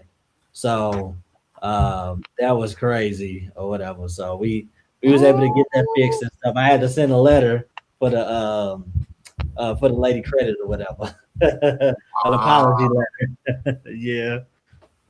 That's crazy work. So that's the thing, ladies and gentlemen. It gets very deep when you start talking about buying houses creatively. The little details you don't know about, because you don't know what you don't know, and you don't know what you don't know, you don't know. So mistake number 10, no online mortgage access, leans right into our next mistake, number 11. Mailing address not updated. Really, all contact information need to be updated. You need to make sure the mailing address is changed to where you're at. If you got a mailbox like I have to get all our mail, you want to update the phone number, the two-factor authenticator like Art just said. You want to get the email address, all of that. I even make an email address for each one of my properties. I know that's getting in the weeds and getting meticulous, but there's nothing wrong with having an email for that property. Anything come in on that email address is for that particular property. But that's getting into the weeds when you're starting to manage a lot of houses and stuff. But that's kind of how we set this up. You want to update all the contact information. Make sure the seller's not receiving any mail, because the seller might panic and say, "Oh, what's this they're sending? They're sending me as a bill due," and it causes lender confusion. And matter of fact, the guy I met at a meetup last week, he was telling me about something like this. The seller ended up getting something in the mail. He didn't update it, and they were doing a due on sale clause because the seller told the lender that he sold the property. Why you believe that? The seller told him, "Say, oh yeah, I sold that house." And the bank looking like, "What? You didn't get our permission or pay us off. Where's our money?" But they had to do some tricky stuff and get that all fixed. But very important to get the mailing up and all the other contact information updated. Any thoughts around that? I need to open up a P.O. box for sure. Yeah, I got a UPS mailbox. I pay for it yearly. I think it's like $300 a year or something like that. And we just get all the mail sent to there. No reason to be getting mail at the house because, it's defaulted. And this goes for your tax statements as well. If your tax statements are getting forwarded and mailed to your thing. So that's very important. Mistake number 12, not being honest, being a liar. This is one Jimmy likes. He wants to be 100% honest. There's nothing wrong with being honest, but you want to be honest. You want to tell them. We're not sneaking and telling anybody anything or lying to them and telling them we're going to do something we're not going to do. We're telling them all this stuff. In fact, it's in the paperwork. Everything's disclosed in the paperwork. We want to make sure we're not tricking anybody or having them do something they're not supposed to do. And it builds trust. Plus, you can get referrals from these people. You know, when you're honest and do good business, get a referral from these sellers, get a referral from these tenant buyers that you're installing in properties. Make them do a small video with you so that you can get future business. What you think about that, Justin? Yeah, I totally agree. I try to be honest, transparent, as much as possible and stuff. And you know, if I don't know, I tell them I don't know. That wouldn't stop you from doing business with me, would it? You don't know, you don't know. Nothing wrong with that. Let's see here. Kellen say, that's how I was close to a deal. The owner was doing a rent to own and the tenant was getting all the foreclosure mail. Ooh. Change and update that mail, ladies and gentlemen. Important. And so just the final takeaway, subject to is powerful. Mistakes are definitely avoidable if you just use this little structure that I created here to kind of remind you of some of the things you need to do. Education, what we do every week, is important. Systems, what I love, the only way I can stay straight with all this, equals success. Find the paperwork and everything you need as far as the authorization to release information, purchase agreements, all the documents, everything you're thinking about wanting at futurecashflowclub.com. Any questions on the lesson? Questions, comments, concerns?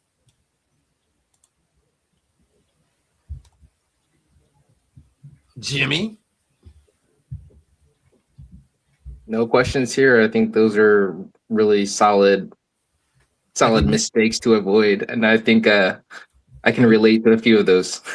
Have you made any of those mistakes? Very close to, and yeah,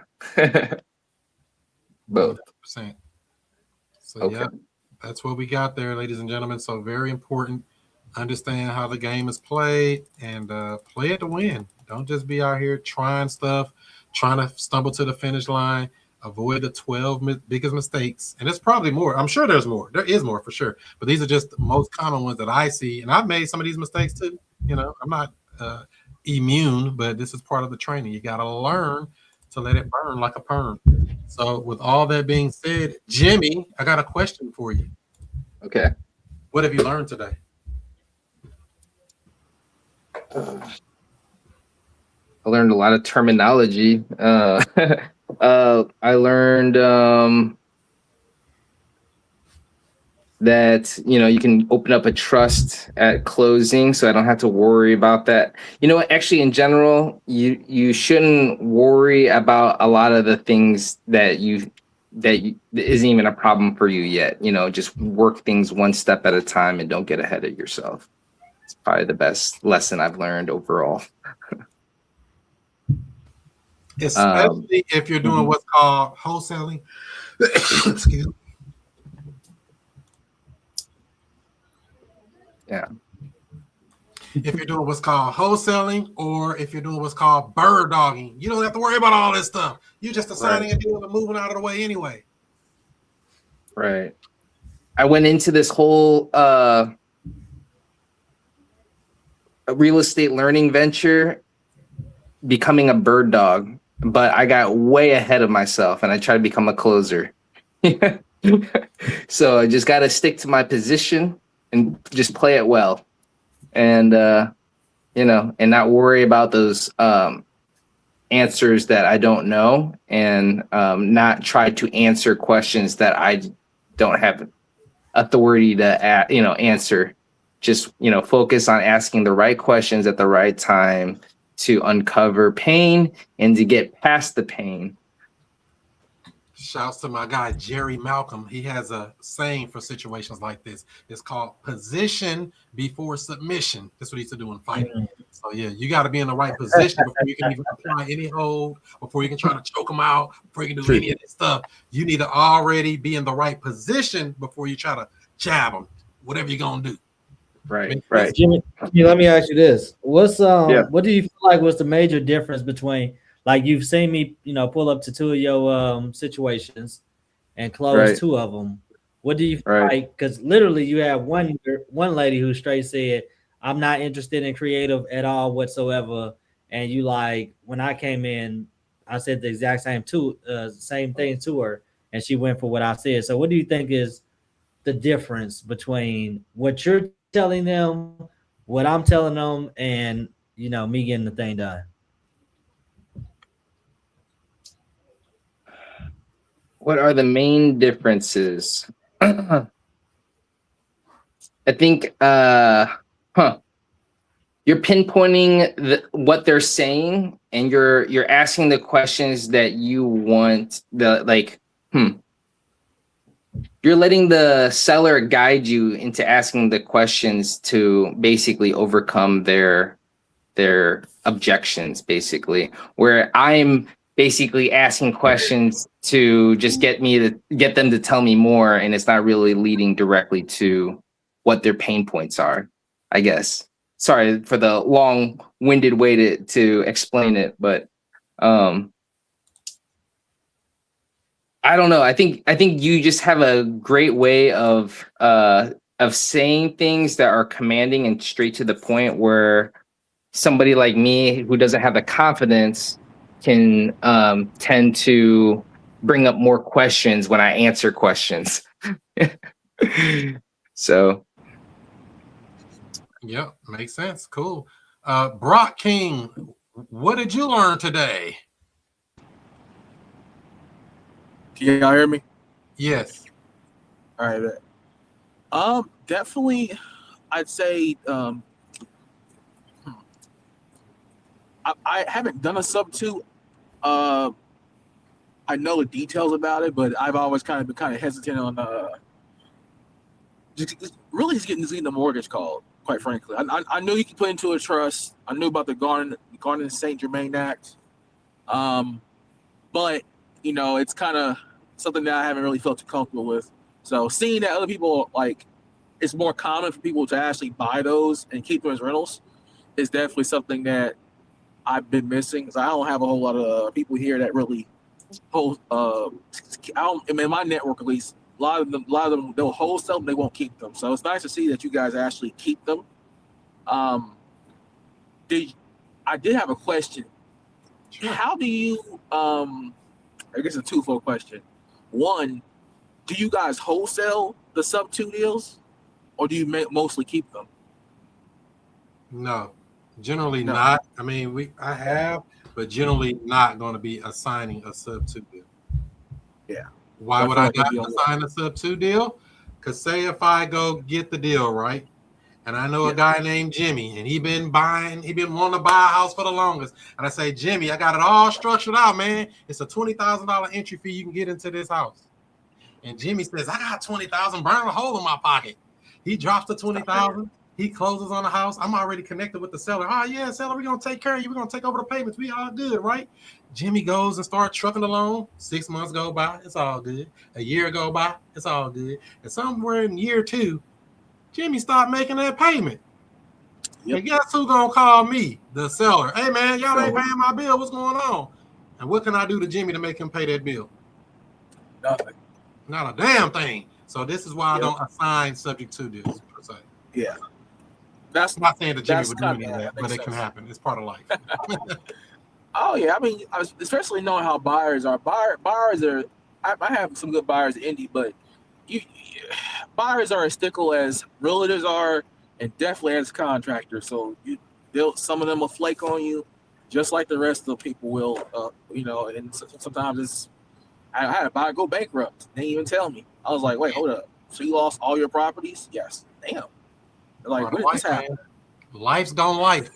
And so the other parts of that too, Brock, not to say not to do it. There are strategies to do what you're asking about, which is usually sell it on a wraparound mortgage, where we can foreclose on them in the event that they don't perform.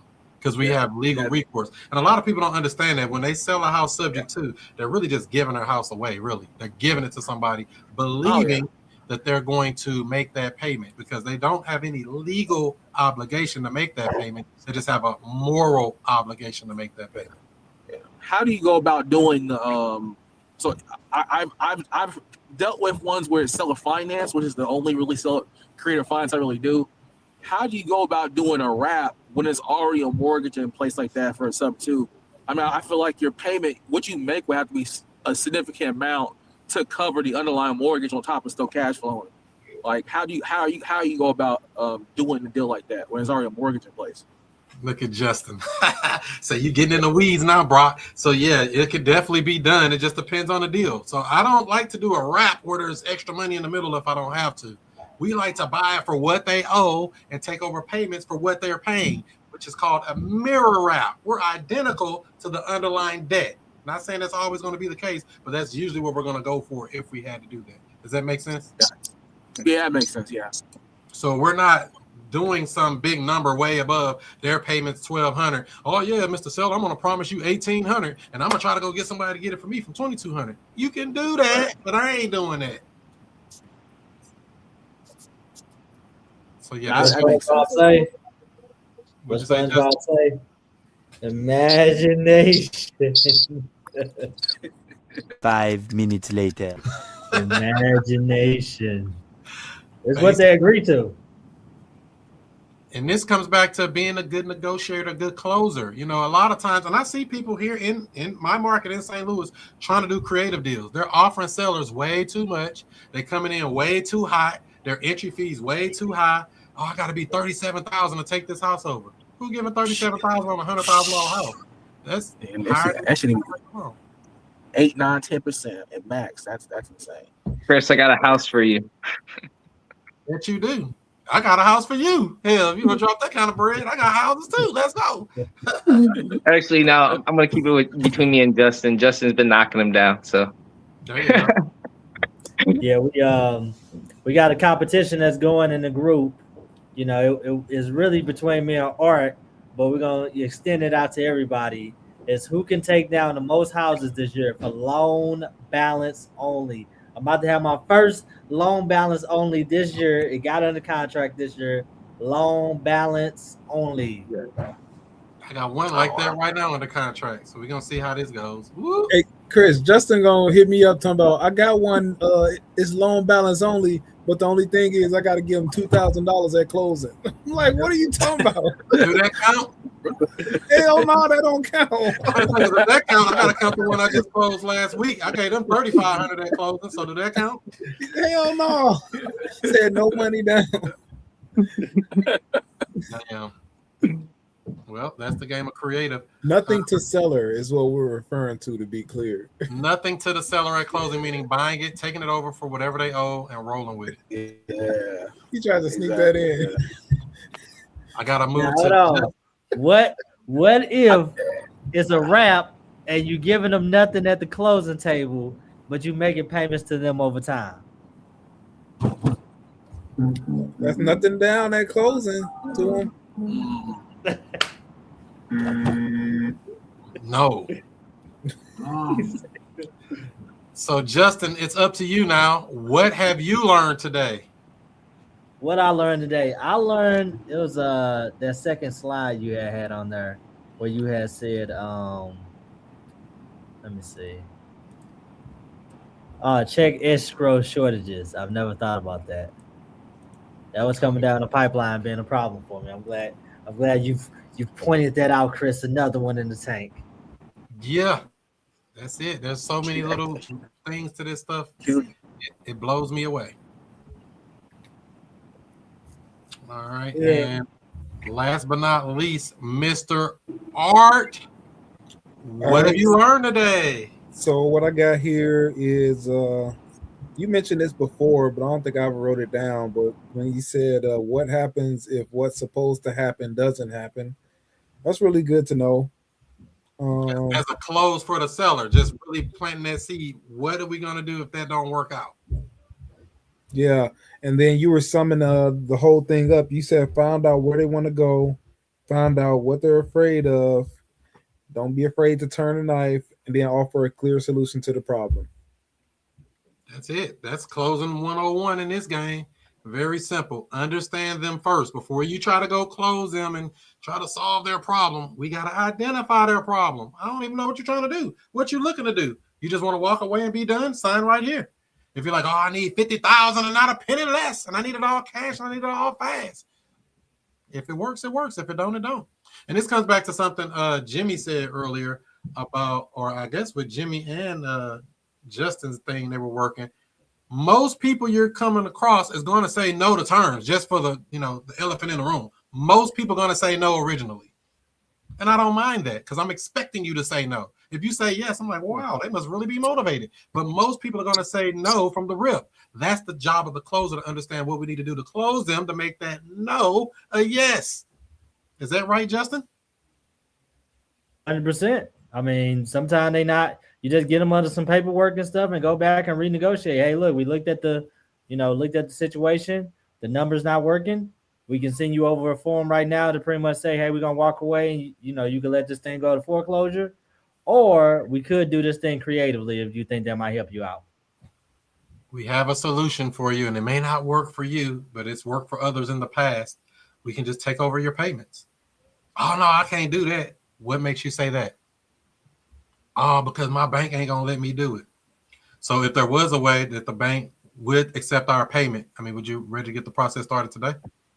Is that the only thing you can think of that would stop us from doing this deal? You got to ask the tough questions when you're talking about closing.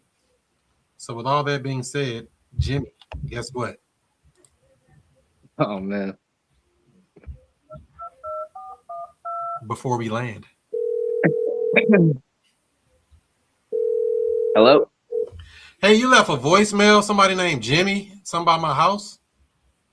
Yeah, this is Jimmy. Hey, is this Chris? Yeah, what's going on?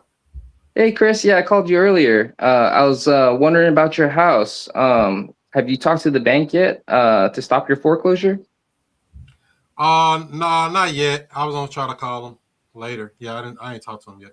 How'd you know? How you get my number? There's a list that I found you on, a list for foreclosures. That's how I found your number. Oh wow, I've been getting a lot of strange calls lately. I was wondering, but how'd you Yeah. find my phone number? Oh yeah, it's easy to find. Just Google it, But are you interested in selling your house? You know what? I tried to sell it last year, but I took it off the market. And so, yeah, I would sell it. I mean, are you trying to buy it or something? Or are you a real estate agent trying to list it? No, I'm just here to help people out with their real estate problems. If you're looking to sell it, I can help you out with that. What do you think you would look to get for it? 300,000. 300,000? Okay. How'd you come up with that number? That's kind of what it's worth. It's worth a little bit more than that, but I owe something close to that. So I'm just trying to make sure I can get enough to, get the loan paid off and I can have some money, in my pocket after the fact. Because I did a lot of work to this house, Okay. So like you did a lot of work. What's the condition of the house? Like what have you done? No, it's perfect. I fixed a whole bunch of stuff. I put a new roof on here. We finished the basement. The basement was unfinished. We put about $20,000 or $30,000 into this house, so it's in great shape now. Though. I see. Okay, so you're looking for 300,000. Are you looking for cash? Cash, yeah, I love cash.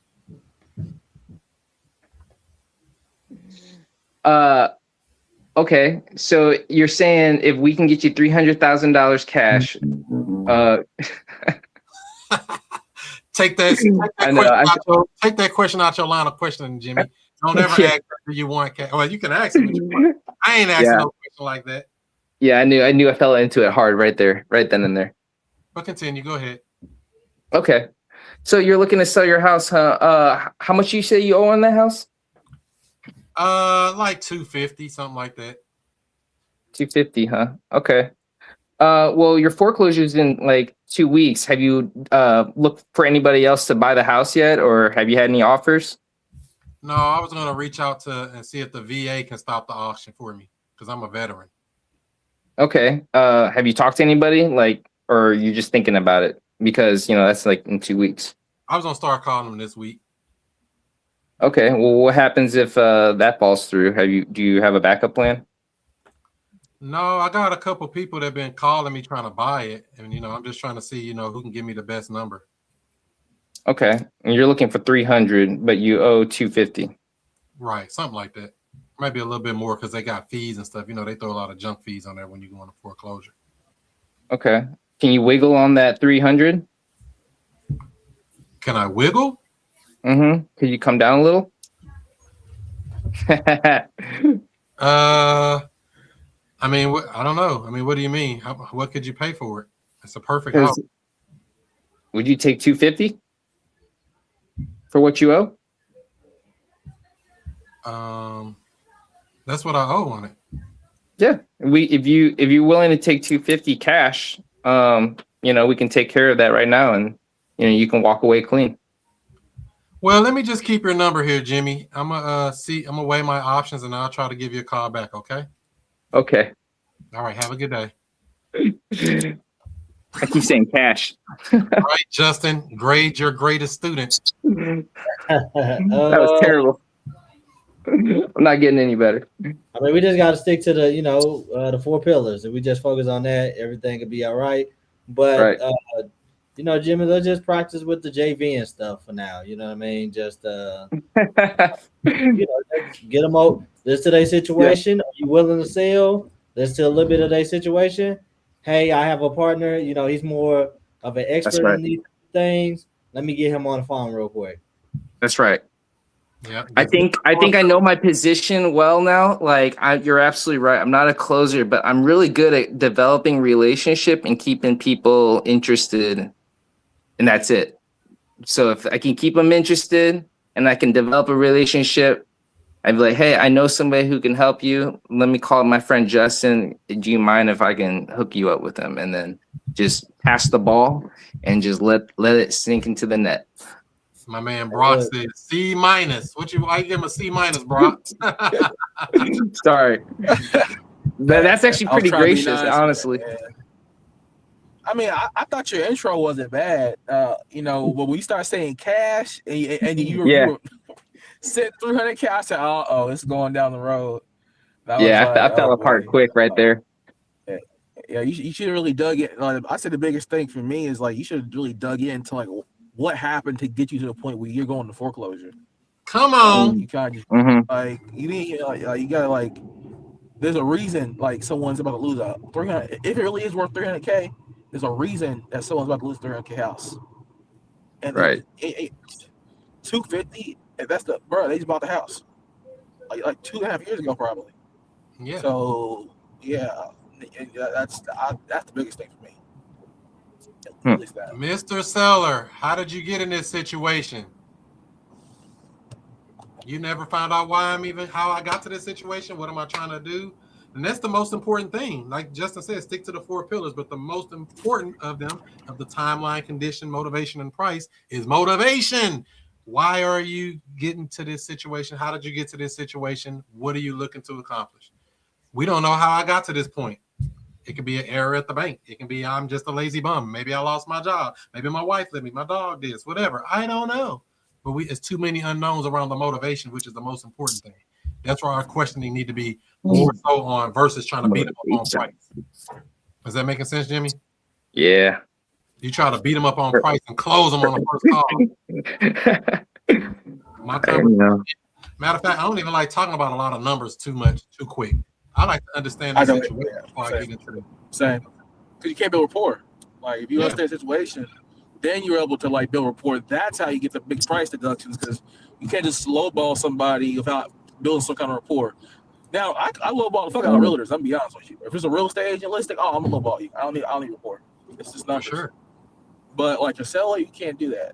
You're not gonna get 40, 50K, 80K price deduction. And without understanding. Dad, that's crazy. I'm like, wow, man, that's crazy, man.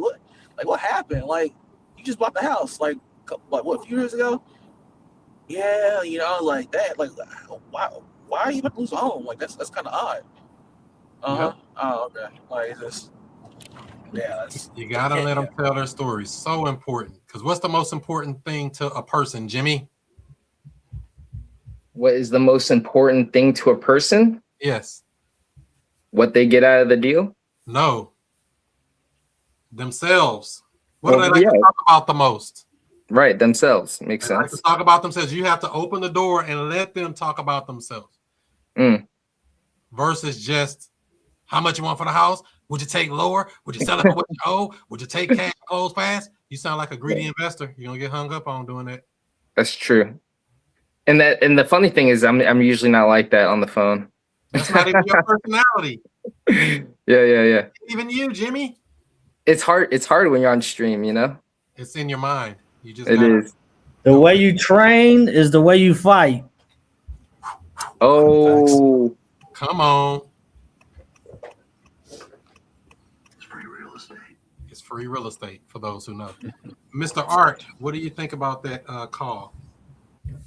Yeah, the cash comment was pretty crazy, no doubt. That was crazy. And then when you asked him how much did he owe, and he said 250, I thought at that point maybe you could have went and asked him, what he sell for what he owed, considering the situation, just to see what he said, But you did ask, but you started out strong and then it kind of like tapered off. I'll say that. yeah. So just keep on working at it, man. You'll be all right. Yeah. You came in a lot stronger than I expected. You came in with it. You didn't fall for none of my booby trap. I set some traps for you. I mean, yeah. Get my number. You know that. How you get my number anyway? How you know I'm on a list? What's that? You gotta come up with some explanation for that common stuff. I tried to take control of the situation. Like I just remember how Justin did. Just like, hey, like let's focus on the matter at hand here. That's all that's important. All that other stuff, you're just wasting energy. But yeah, I fell apart real quick. I hear that. Just stick to the problem at hand. What is their problem? Get to the motivation first. And I jumped straight to the price. Which is nothing wrong with talking about price, but I think we spend way too much energy on that. That dude don't know you from a can of paint. He don't even like you yet. He's talking to Art on another line and Justin on another line and Brock on another line and me on another line. He talked to you. He gonna be like, "No, I'm calling one of these other guys back. They sounded look like they knew what they were talking about." Most times it's a smoke screen. Most time the price is not the reason they're selling. Oh, yeah, right. It's a smoke screen. The screen where people will call and texting them, direct mail, etc. Because a lot of these people get blown up unless it's like a government list, but most times it's just a smoke screen. Shit. I mean, if you can master the first part, like the acquisitions and marketing, if it makes you feel any better, man, like once you learn how to close deals, like get on a contract and then start building whether you buy or sell yourself or assign or whatever, the dispo part is a lot easier. Buyers are way easier to talk to. They're now you still got to screen them and qualify them, but I find that dispo is way easier than the average side, which is why some wholesalers just do dispo. But they do the easy part. Say buyers are buying. You get it low enough, they'll buy any damn thing. You get a $300,000 house for $10, I'll buy it. You're a buyer. Everybody's a buyer. They just don't know it yet. If the number low enough, you're all are buyers. How many like JV deals or bird dog deals does it take for one to like really figure this out? Because like that soft skill, that closing, there's an art to it, and I don't feel like I can ever figure it out unless I'm just like falling on my face 1,000 times. But I don't want to do that. I want to close these deals, So like as you learn through these JVs, like how long do you think it takes? Is it pretty like dependent on the person, or is it like usually after like a deal or two? Definitely depends on the person. So I closed my first deal August of 2018, my first wholesale deal. I closed my first creative deal December of 2018, same year, running marketing. I had so much marketing coming in, and people kept saying, "Oh, you can buy a sub too," and this and that. And I'm like, man, I'm just wholesaling. I don't know nothing about all that. I'm wholesaling. I'm making checks, 7,000 here, 12,000 here, 15,000 here, 9,000 here. Whoa, look at all this money. And then when a subject to did come across, or a deal come across my desk that a lady needed to sell, but the wholesale number was too low and it didn't work, and she was open to doing something creative, I had the funds to buy the creative deal. It was $3,500 out of pocket. I already accumulated a bunch of money before that. I was ready for the deal. Does that make sense? If you got some money stacking up and a deal comes across like, hey, I got like 60 grand sitting in my account doing nothing with it, and I can buy a house for $3,500, you can take the risk on it then at that point because you got the money. Mm-hmm. It ain't, I mean, if it's considered a risk, even though that property was no risk, to be honest. Yeah. Is that making sense? I guess your financial position will definitely affect your state of mind, which will definitely affect how you come across in these deals or when you sit down at the table. Come on So, with it. I was telling Jimmy when I was working at a dealership and stuff, I was literally out there selling cars and didn't have a car, catching the bus back and forth to work. And I remember reading the Closer Survival Guide, and I used to repeat to myself, $1,000 is not a lot of money. And you have to feel that it's not a lot of money, so when it rolls off your tongue, it's easier to ask for. Yeah, for sure. So the floor is They open. can feel that. Yeah, they can feel everything you're doing. If you're scared and they're like, oh, I don't know. I think we can buy it. I don't know. And they look at you like, hell, I ain't selling that dude my house. They can feel that. If you fake and phony, they can feel that. And I would say this to how long does it take? It depends on the person. I had already had experience with sales and everything, and I just had to brush up on the type of conversation that was being had around housing. But I know the pillars of selling. Jimmy, if when we went into that house, I had sat straight down, and Jimmy said when he was over there the last 2 days, he never sat down. And I'm like, deals are not made standing up. People have to sit down. That's just one of the rules.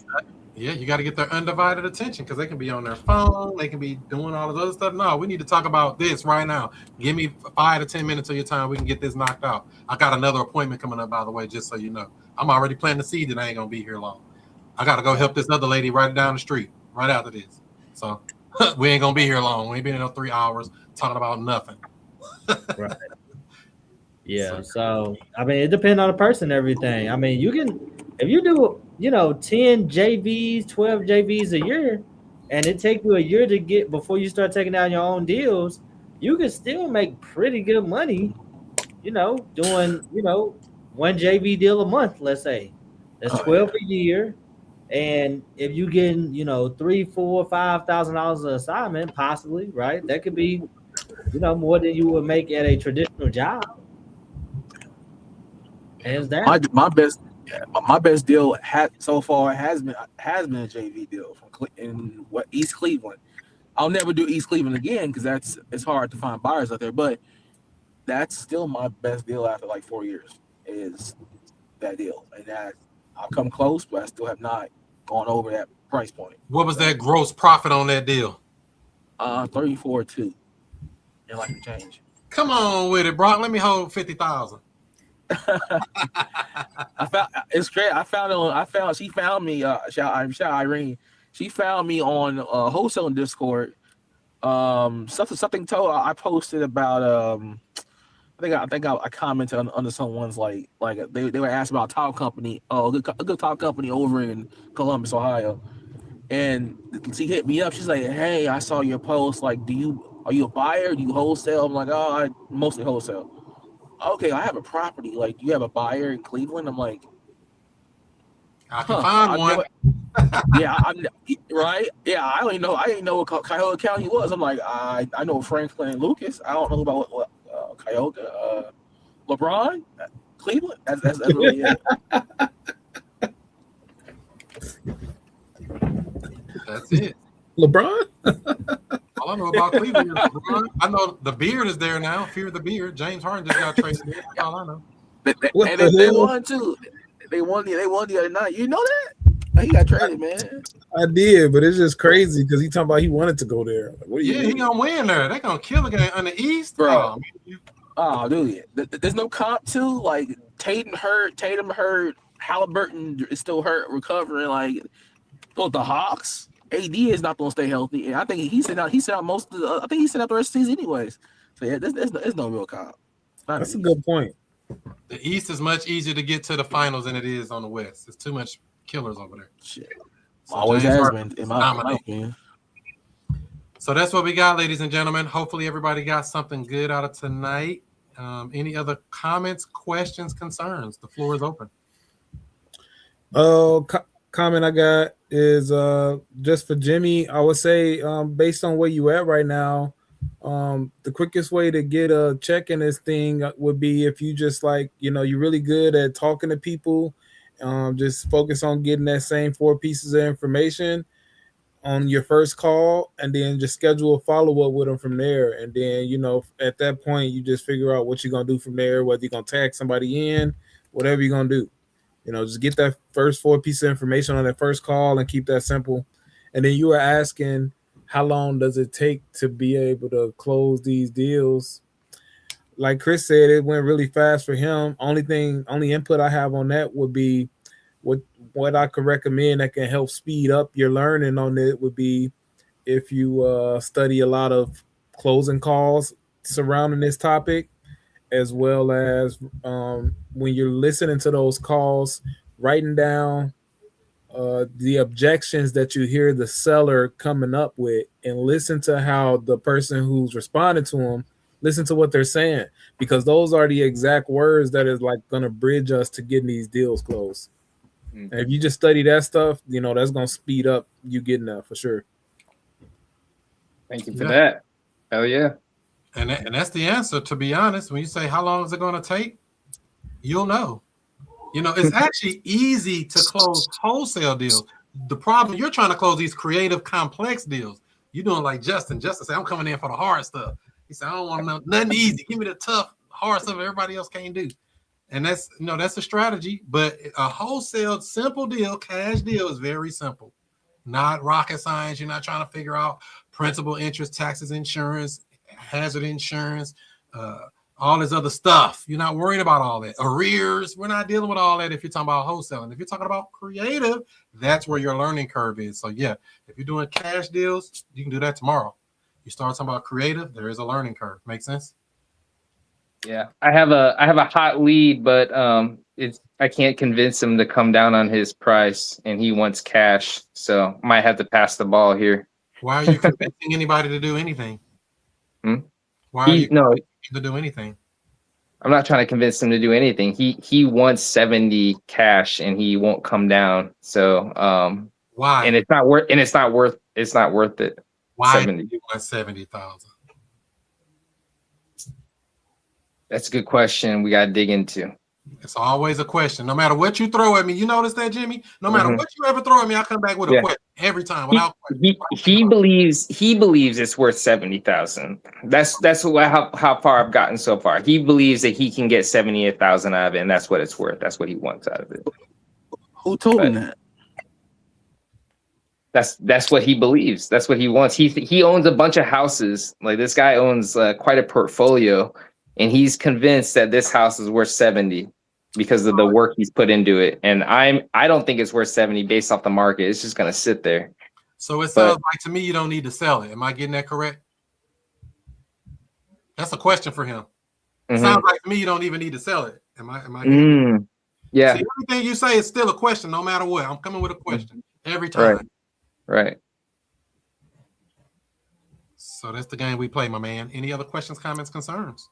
I was like, I got one more comment. I think it was Brock was asking. He was saying it was nice for him to see that it was other people out here buying and keeping sub 2 deals. My comment to that would be, I don't know if you read this book called Richest Man in Babylon before or not, but if you have, or if you haven't, long story short, that's the reason why I got into buying term deals. That's it. Okay, I've heard that book. It's a good one. You see Richest Man in Babylon? Yeah. Yeah. It basically talks about just, buying assets, and once you have enough, then you don't really have to like go to work to generate money. I was like, man, that's like kind of like what I want to do for real. Right. It was like either get into real estate or stocks that pay dividends. And I was like, well, I was already doing real wholesaling at that time. So you telling me for a book under $6, you can change your life? Yes. Damn. For sure. Pretty wild too. The Richest Man in Babylon.